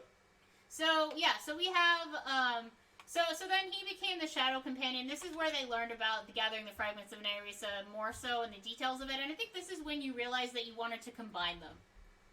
You wanted to ultimately combine them. We wanted to figure out a way to combine them. Yeah. Because before the Kingmaker video game had a way to do something involving Nyrisa other than beat her down. Linda was coming up with some ideas. We had a plan involving combining the fragments of Nyrisa that were missing with Briar, and then using the Uber wish that the fighter had, that was like the wish from the Harrow deck. That's like, this is much more powerful than a regular wish, to restore Nyrisa against what the Eldest had done. Yes. So the idea was that these fragments, these memory fragments that the PCs were finding throughout here, were fragments of her memory that were closely tied to her ability to love, and so when combined, they would essentially be able to recreate what the Eldest had taken from her. The Eldest and the Lender King had specifically taken out very specific parts of her and her direct ability to love to sort of make her a sociopath. Mm-hmm. So we got the 4th shard from Roswin, and then when we found out that the 5th shard had been taken by the Eldest Shaika and was like sort of in the hilt of Vesper's rapier, an artifact. It's an artifact that I think it's an Artifacts and Legends or something like that. But it's said to be connected to Shaika. And so yes, I wanted to play with that. because Vesper, the person who wielded it, was actually maybe part of Shaika's timeshare. Mm-hmm. The rapier itself may be part of Shaika's timeshare. Shaika is a deity that is like a timeshare of many different entities, but they don't go in linear time. So it might be like, right now, Shaika is this person. But next, after that, Shaika is a different person 100 years ago. Yes. And that's what happens next. After Shaika is, like, say, Linda. Mm-hmm. Like, Shaika is Linda, and then after being Linda, Shaika transitions to, like, I don't know, George Washington. And that's what Shaika does. It's very complicated. So when I was doing this, I mean, with the Trials of Roswin and this, basically a lot of what I was doing here was I was researching things in the Pathfinder canon that were tied to Fae or the Eldest in some way, and then I was looking for ways to modify them to be appropriate for the party and to incorporate them into the overall story. Yep. So these both took seeds of things, and then that was Vesper's rapier being really significant. Welcome, Joe. No worry about being late. So we actually had Vesper's rapier, and we kept Vesper's rapier But you Shika didn't pull it back because also it was very clear once the Norn from Mag came to talk to us, even though she had been part of the original thing with Nyrisa, that they didn't want what was currently happening to happen, and it was very clear we were cat's paws for some element of their coalition, but maybe not the Lantern King. But that involved Meg and Shika working together, and we got to keep Vesper's Rapier, which has some cool dimension door abilities. We also met with Count Renalk, who was imprisoned in the Shadow Plane, but can sort of, if you go to where his prison is, communicate with you. The problem was, the problem with meeting with Count Renalk on the Shadow Plane is that we messed up the teleport once we reached the Shadow Plane. Oh, thanks for subscribing, Night Fox. So then I'm looking at it, and they get the teleport where you go to a similar destination. Yeah. So what's a similar destination on the Shadow Plane? What's a prison? What's a prison type location on the Shadow Plane? A literal prison, Zovacane, also known as Novocaine. This really sounds like Novocaine, and Zovacane, the realm of the divine realm of Zon-Kuthon. Yes. So they teleported to it's the. It's like Zon-Kuthon and Novocaine combined. Anyway, but that's not what I was saying during it though. But the idea is that they teleport. Yeah, I know you did, because you will always grasp onto that sort of thing. But so they teleport and they arrive just on the outskirts of the realm of Zon-Kuthon. So then the diviner gets a ping on the surprise round. A surprise round is happening, and then giant impaling chains lash out of Zon-Kuthon's realm, intending to impale the PCs and drag them in. But the diviner, with his massive initiative, acted first on the surprise round. racks force on the surprise round, and teleports the entire party away. Yep. So they're just like, oh crap. But that time we actually made it to Renalk. Yes. And we convinced Renalk that we were working for him because we had actually met some Renalk cultists when we recovered Vesper's Rapier. And we learned a little bit about how they think. We pretended to be with them at that point, but we learned even more about their things. So we just impersonated them. Yes. When we were dealing with Renalk, and then he's like, "Oh, it's Renalk people." I was like, "Yeah, we're trying to find a way to get you free and to make your love Nyrisa whole, so that we can just go after the other elders." He's like, "Oh, well, I've had one of these things that I found before I was in prison, so you guys should have it since you have most of them." So we tricked a god into giving up his. Yeah, I mean, to be fair, his memento of his beloved that he had with him in his prison. To be fair, while that was slightly a bluff, you were also actually helping Nyrisa. It was mostly true. It was mostly true. So, and you were definitely his best shot. So. Yep. Even if he figured out what we were doing, he probably would have still given it to us. But we wanted to make sure. Does anything happen with the Lost Prince with us? Not. We never did post game in the first world that Linda was going to do. So we never met the Lost Prince. I mean, we actually only technically directly met Renalk, Meg, the three, and Shika, if Vesper's Rapier is Shika, which is, in the Artifacts and Legends, is Squidgy, whether it is Shika or not, and it's not exactly a Shika that... the Lost Prince would have been involved in some of the post-game stuff if we... Linda researched a lot about Renalk for this, which is why she wrote the Renalk article in Legacy of the First World. Yes. And then the last one that was from your research was that, if you guys remember the level 1 Pathfinder Society adventure, Beggar's Pearl, Linda upgraded that by over 10 levels. I mean, I guess it's 1 to 7 maybe, so she didn't have to upgrade that much from the 7.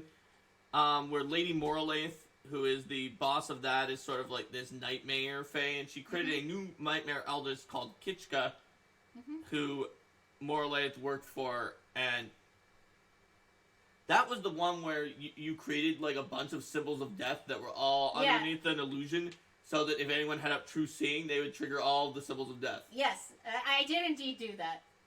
That nearly killed the diviner.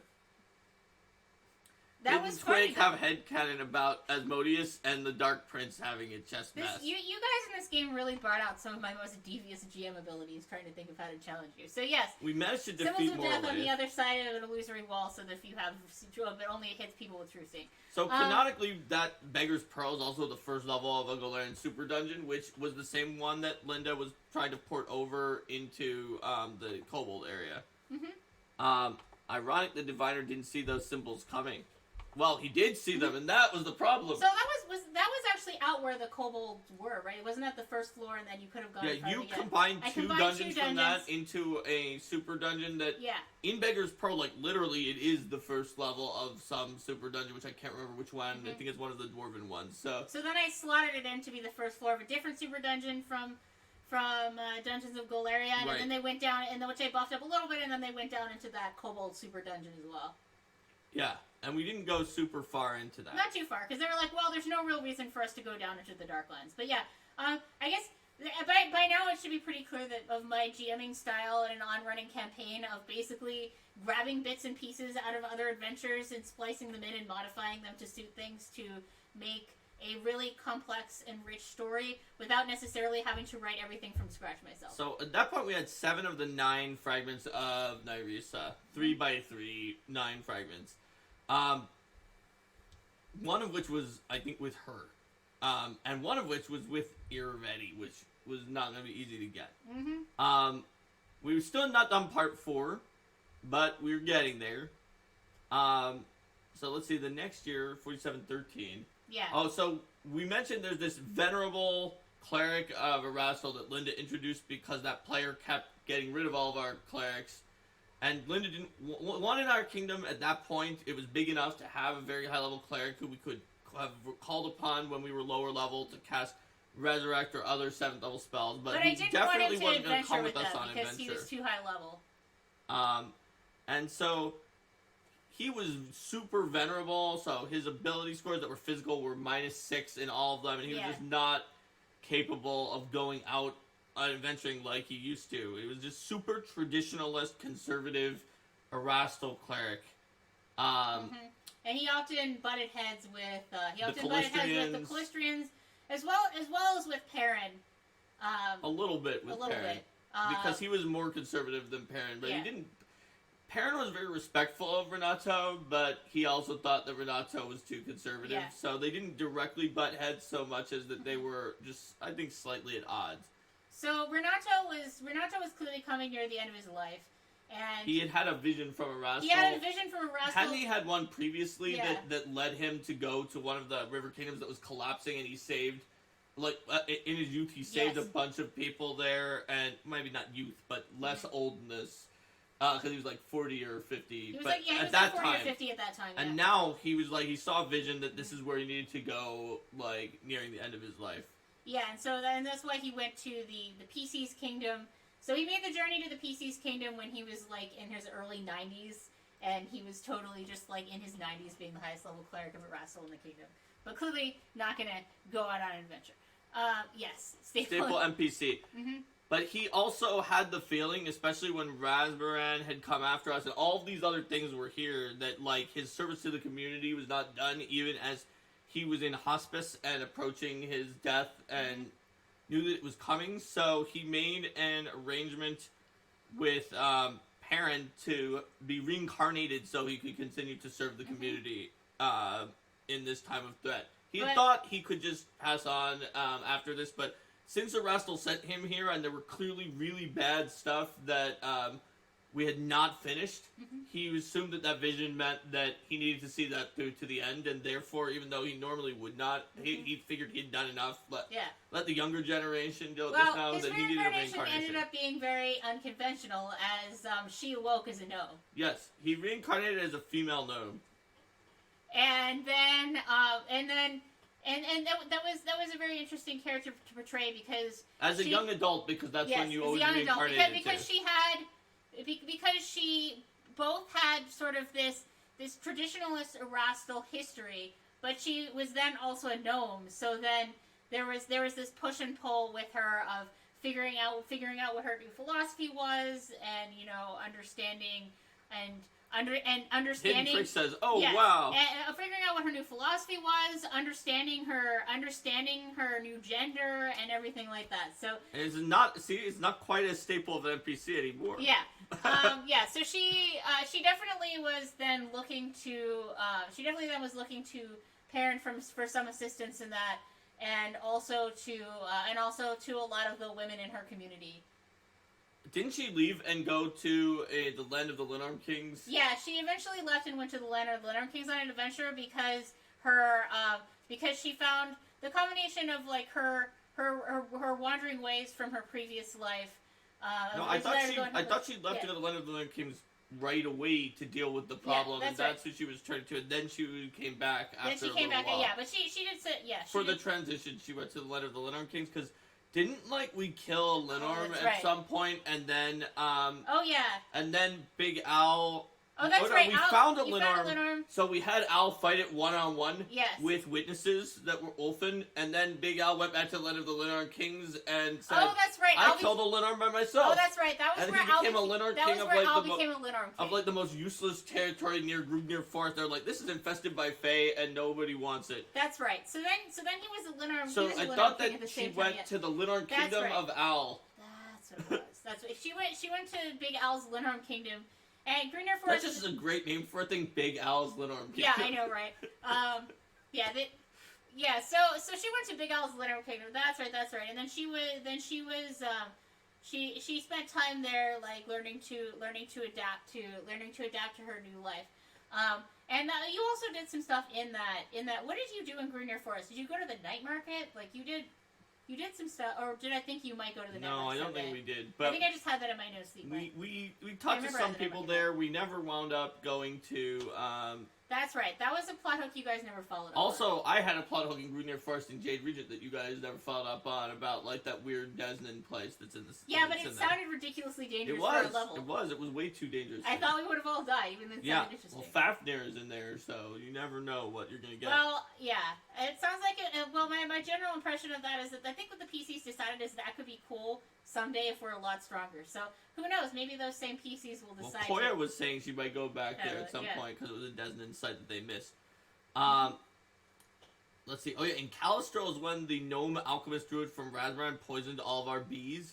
Mm-hmm. What you have to understand is people who play only the basic Kingmaker know all about like building a million graveyards and brothels, and watchtowers. I think it is. Yeah.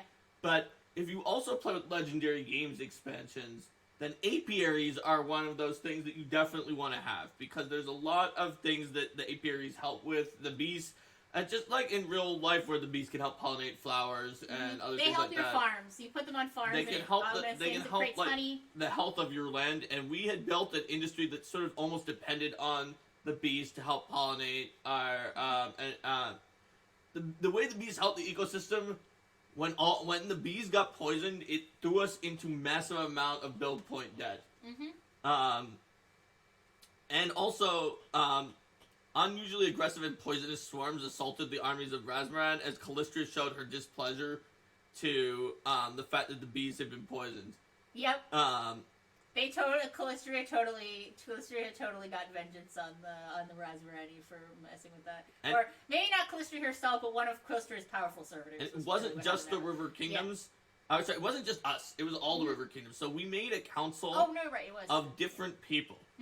During that council with it was not the Outlaw Council, but just a council with different people where we were worried about Razmarani spies, and everyone was using their most paranoid determinations. One of the counselors of the people who came to that council to try to deal with the bee problem and figure out about Razmaran from one of the other river kingdoms brings Edward into another room and he said, I have to tell you something privately. It's like, well, I can bring my other kingdom people, like my magister, and like, no. He's like, I need to tell you this. Razmar has been infiltrating things. You said that they infiltrated this best friend of this other cleric.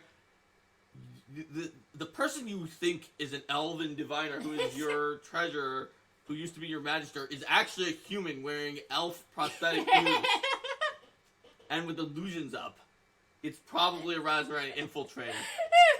And then Edward said, "Ooh, well, we're gonna invest. Well, we will handle." He didn't want Lollipop to be embarrassed because he knew Lollipop would rather people think he was a Razmarani spy and traitor than to think that he was a human. Yes. So he's like, we will deal with this on our own. Thank you for telling us this.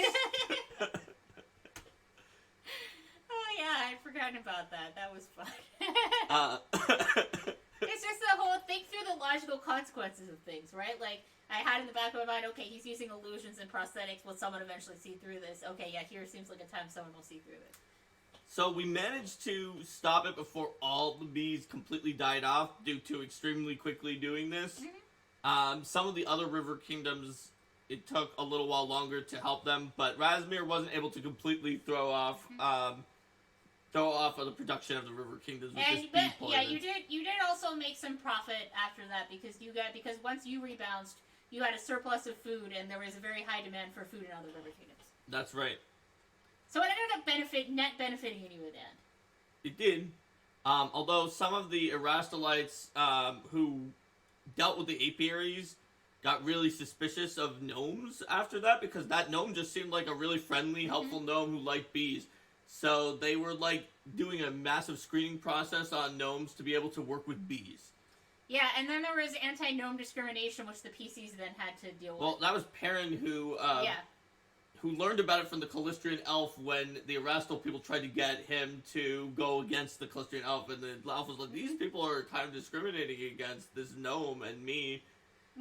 It was when he realized that his religion was helping out a lot, but also was not like the sole good guys, where the other religions were bad.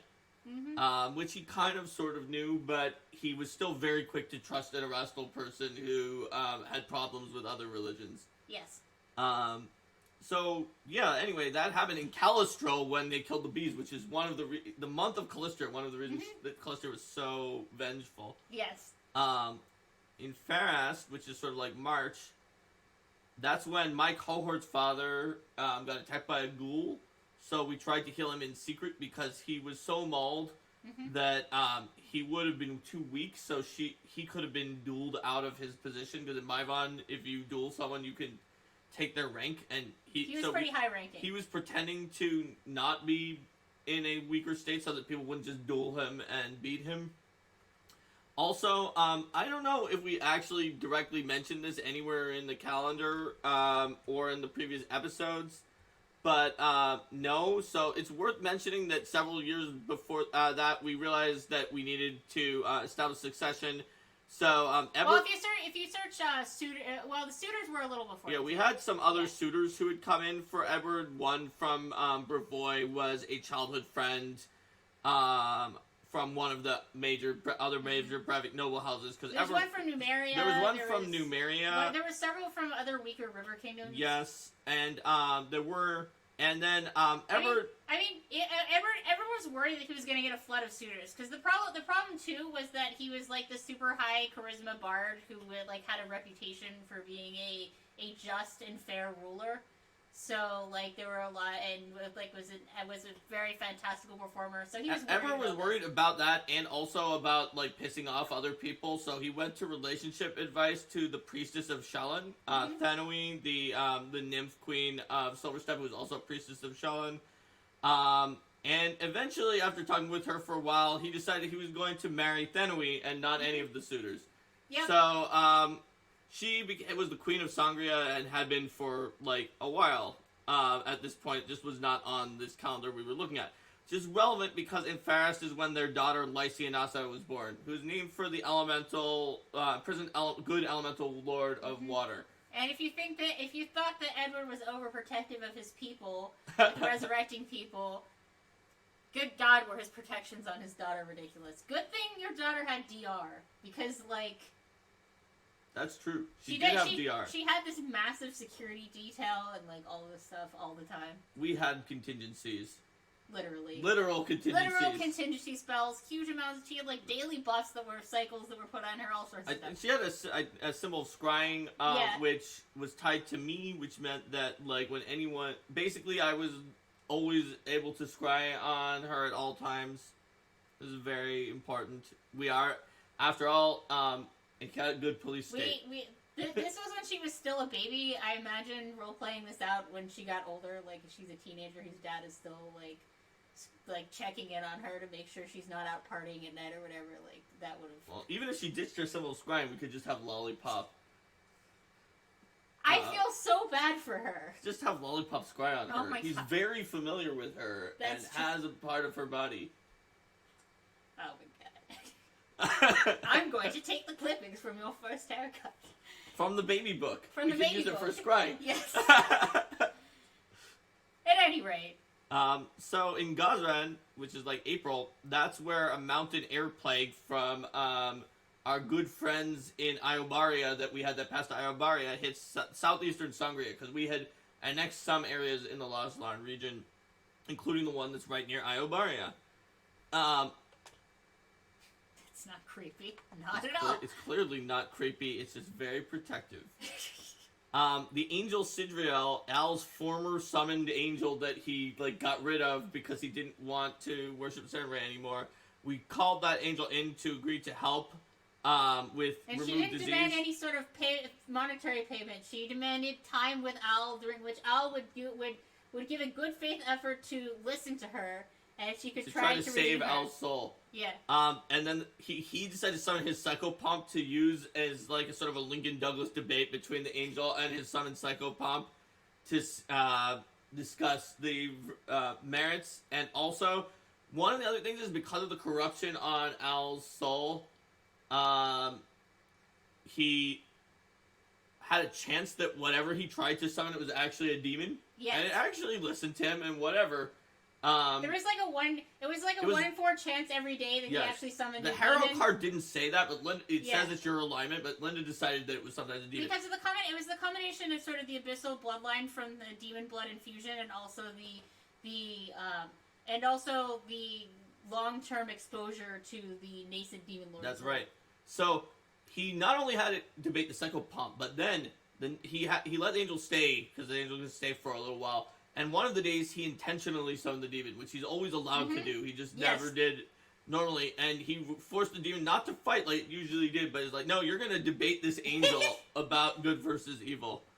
And eventually he decided that the demon had good points against the angel, but he still didn't agree with the demon overall, but that the angel was wrong, and he was going to stay as true to Didn't he get a Glabrezu to debate the angel or something like that? I think that the demon he had at that point was higher level, so it might have been. I can't remember which kind of demon it was. Before, he definitely it was summoned usually a a Kalavakis most of the time. Yeah, but there was another time when he summoned a Glabrezu, and the Glabrezu was like trying to tempt him into wishes, and everybody else in the party was like, "Don't talk to that demon! Don't talk to that demon!" Oh yeah, we actually no. Not only did not, because that it was that player.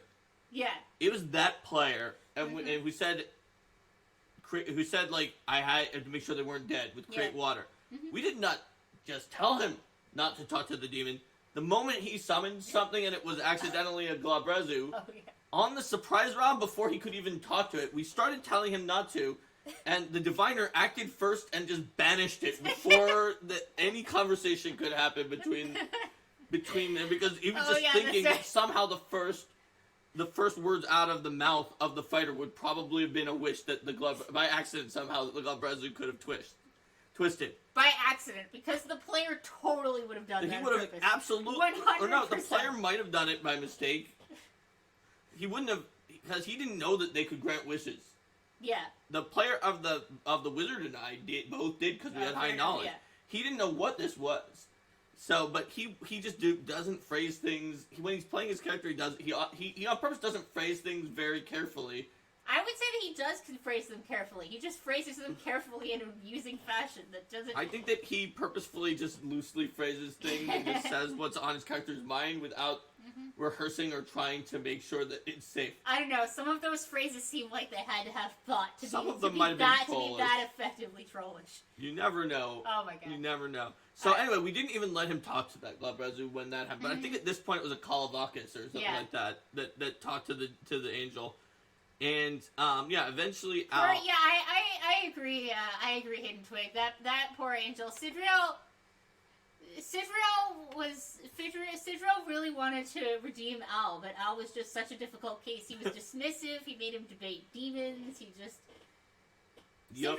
Sidriel felt bad. Sidriel in some ways felt personally responsible because Sidriel felt that should have been able to do better with Al, but Al just kept because of the fact that Al specifically cited Sidriel's conversations as annoying him, and that was why he was going to change his alignment to neutral. Yes. It's Sidriel was trying to help Al when he had lost his sword, but then he decided that the angel was annoying him, and that was what switched him to neutral. Yes. So he actually got unredeemed by the angel. Yeah, that's why Sidra was so determined. It's just like, I don't need payment. Just let me talk to Al and make it Al agree that he's going to do this. And then the party debated it for a while. I think, where are you talking, like, where are you talking, like, with Al? And it's just like, okay, but, like, if you don't agree to this, you're going to have to be the one who pays the money, because we could get this for free if you'll just talk to the angel. It's like, also, we could get Marissi to remove something. Marissi's like, I will charge this much money. Yeah, I will charge my sick mother needs more money. Yes. She was also super greedy. Like, to some extent, she was way not spending all of it on her sick mother. Yeah. Definitely. And then she's like, I'll cure your disease, parent. And parent's like, no. All I have to do is touch your... All I have to do is touch you. And she's like, parent's like, no. Yeah. She was such a creeper. Yes. So, in Desness... But, the player, it's important to note that when you have a character like that, the player of the druid character, Perrin, was amused by this NPC. He was always laughing at how ridiculous it was. This was not something that was making anyone at the table uncomfortable, because this is the kind of character that you really have to be careful with. Yes. So... The druid's player thought that this was hilarious because it was just so comically inept and like almost like grade school combined with like horrifically uncharismatic joke that people just thought was funny. Yeah. Because if because even like the first time it happened, some of the other kingdom leaders were like talking to, like, my character came to his character and says, if this is making you uncomfortable, this is in character, I'll just kick her out of the kingdom, whether she's Al's friend or not. And he's like, no, it's just kind of pathetic and creepy a little bit, but she's fine. But yeah, and Edward said, okay, but listen, I'm looking for any excuse to kick her out of the kingdom. So if you have a problem, just let me know and I'll get her out of here right away. So, let's see. In Desness, there was a big alchemical fire in Brandywine, our third city, and also, despite the fact that this is normally in Part 5 and we had not started Part 4, we did the Rushlight tournament in Pytax, because Linda realized we would never agree to go to the Irvetti's tournament after Part 4. There's no way they already thought it was a trap at this point. There's no way they would have agreed to do it. So at this point, Irvetti's actions had been subtle enough that there would still be a sense of political pressure.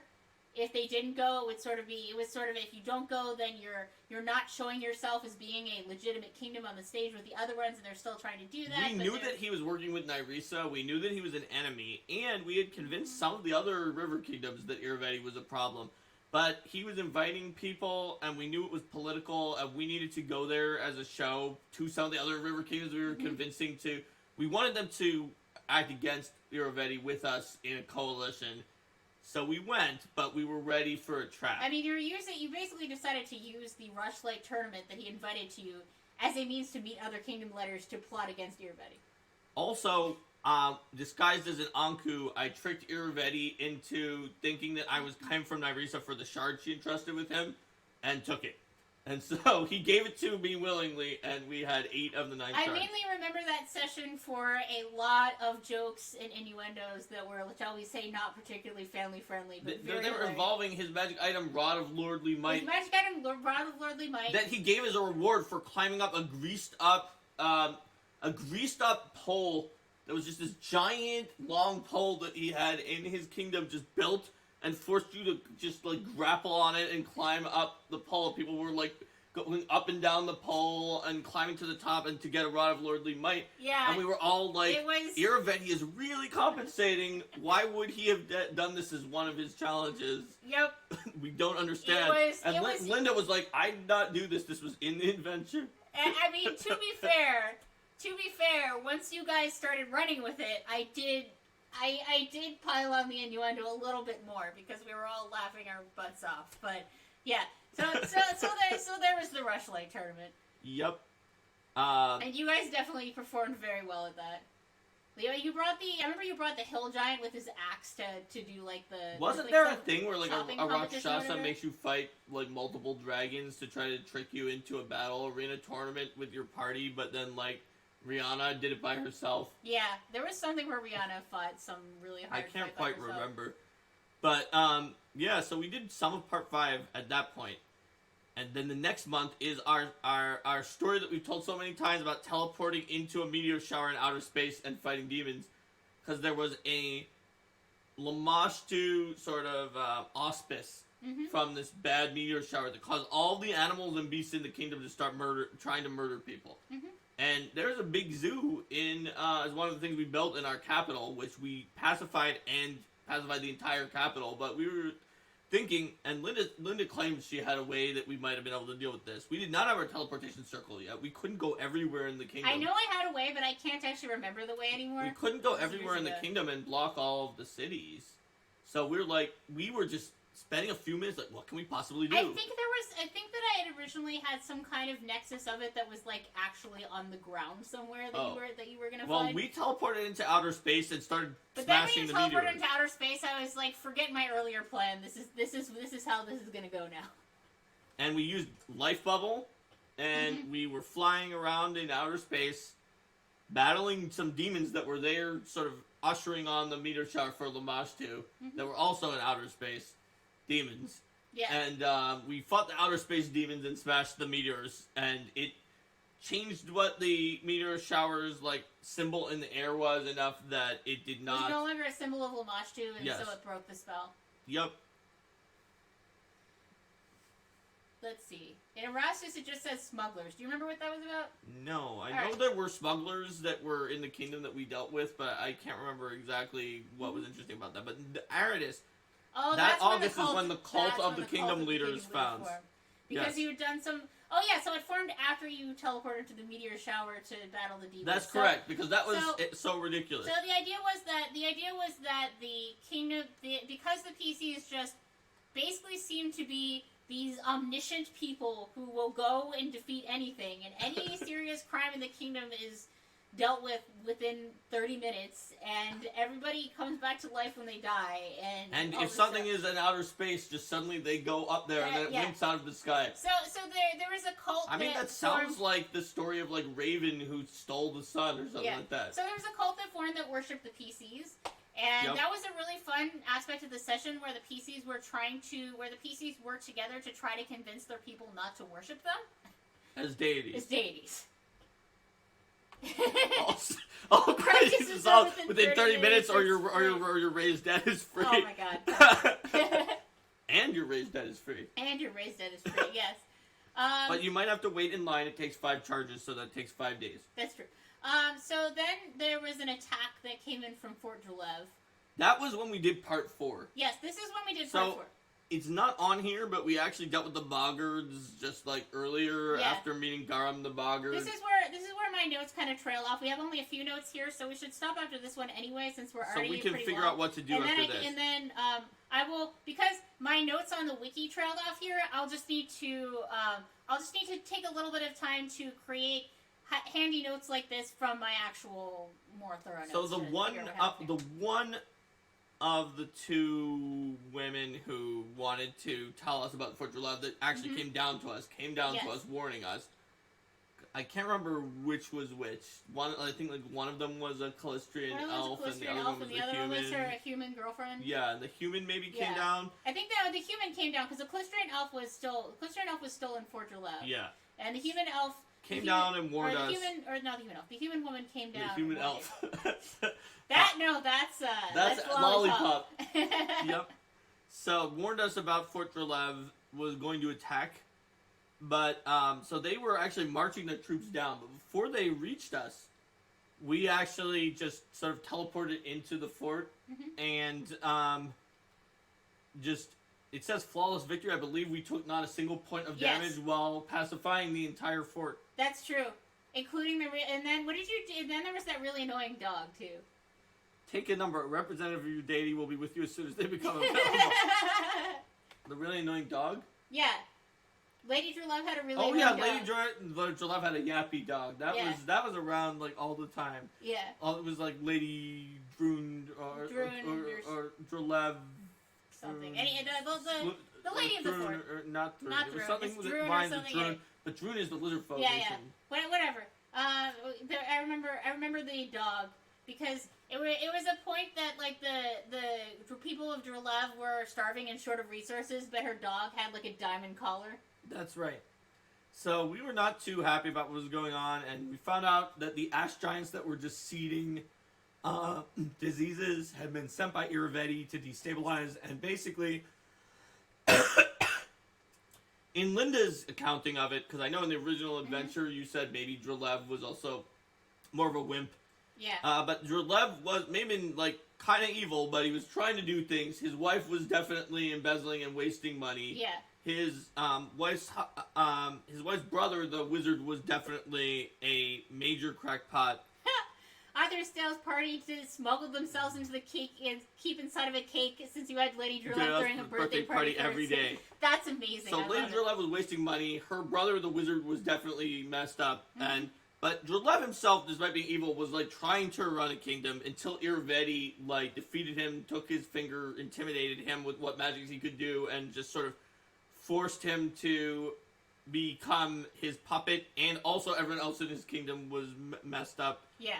And so we still seized it from Drelev and took control of the kingdom. But the problem was, in Linda's version, all of this was sort of also a ploy because Iravetti saw the fact that we were super peaceful, we were barely had armies, and Al, who is a coward at this point, had taught all our armies to retreat and fight, like to fight a little bit, then retreat around streets and memorize the street layouts, constantly running away. It was one of the tactics that Linda had modified off of the mass combat rules.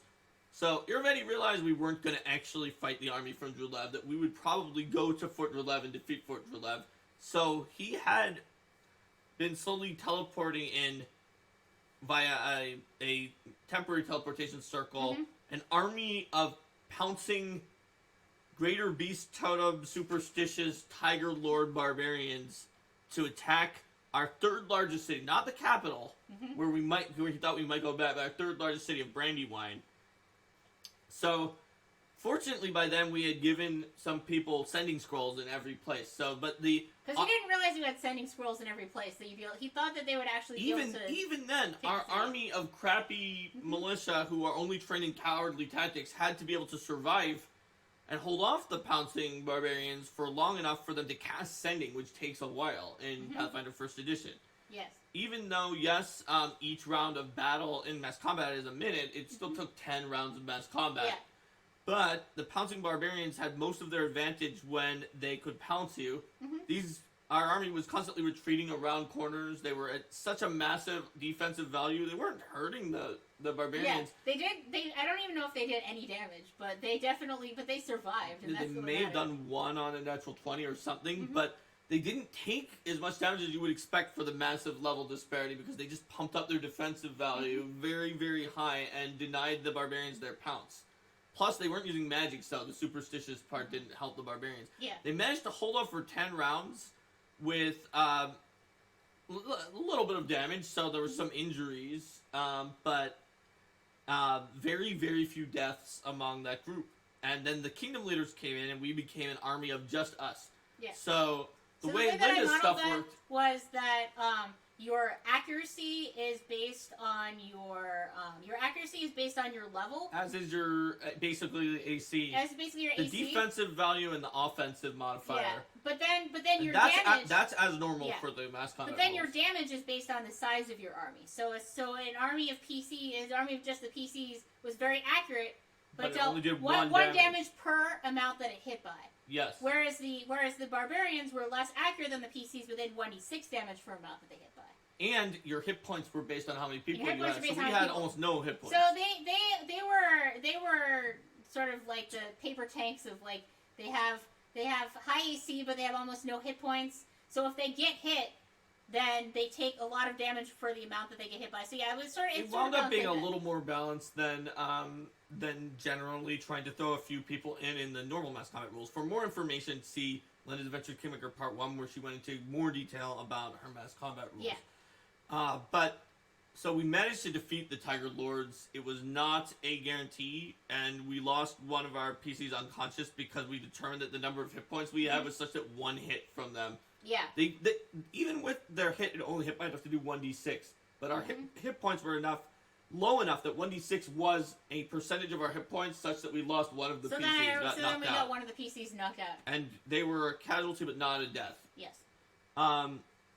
We defeated that, and so we assaulted Armag's tomb of among the Tiger Lords and took out Armag and got Ovenir Bane. This was another one of the things that I scaled up ridiculously. They had like mythic blade barrier and oh gosh, yeah, all sorts of ridiculous Armag stuff. was just like a. And there was some defensive ability where it's like Armag could not be killed while he was in the aura of the cleric that he was with. Because he was a mythic champion and his cleric was a mythic hierophant of some kind that could also Armag could not be taken below 1 hit point until we dealt with the cleric. Yes. Yeah. So. And they had mythic blade barrier and like all these ridiculous healing and stuff like that. That was a tough fight. And the hags were there and they were buffed up. The guy Ronan Coven. So. Yeah, that's the last thing we have, and that's for Aridus. So the August of 4713, which is. We started in Calistrol 4710, so it had been 3 years and 6 months by the time we finished Part 4.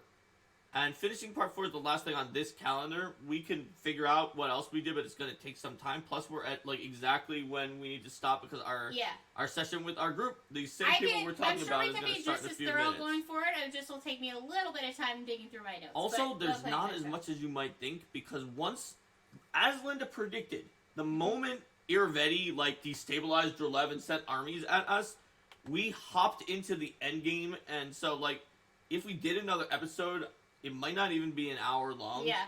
Because we definitely be able to wrap it up. Because of the fact that we went immediately into Part 5 and immediately into Part 6. Yeah, they have 8 of the 9 because at this point they have 8 of the 9 shards. They've explored everywhere on the map that is not claimed by another country. They've done shenanigans in other river kingdoms. They've done shenanigans on other planes.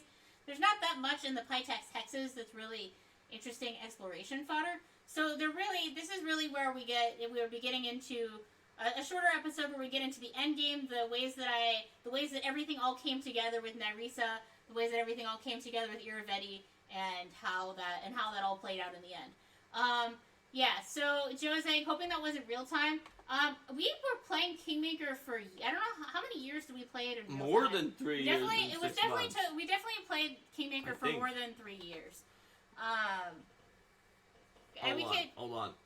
Yeah, give them XP. I'm gonna give them XP. So let's see. So we did 45. So 45 more XP. 45 more minutes. Boom. Oh wait, no, I just wrote 45 there in search. Boom, 45 XP. Yeah, well, because 4710 would have been the year we started. So we finished. I think it's probably around 4 years, maybe 5. I don't know. We played Kingmaker for a long time. Yeah, because we started it in. This page was last edited March 2nd, 2015, and it didn't have the end of the game. We started in 2010. That's why we made it be 4710. Yeah. So we played it was this at least 5 years. We played this game for a lot of years. And like I said, these are some of the things that happened that I felt the desire to put down.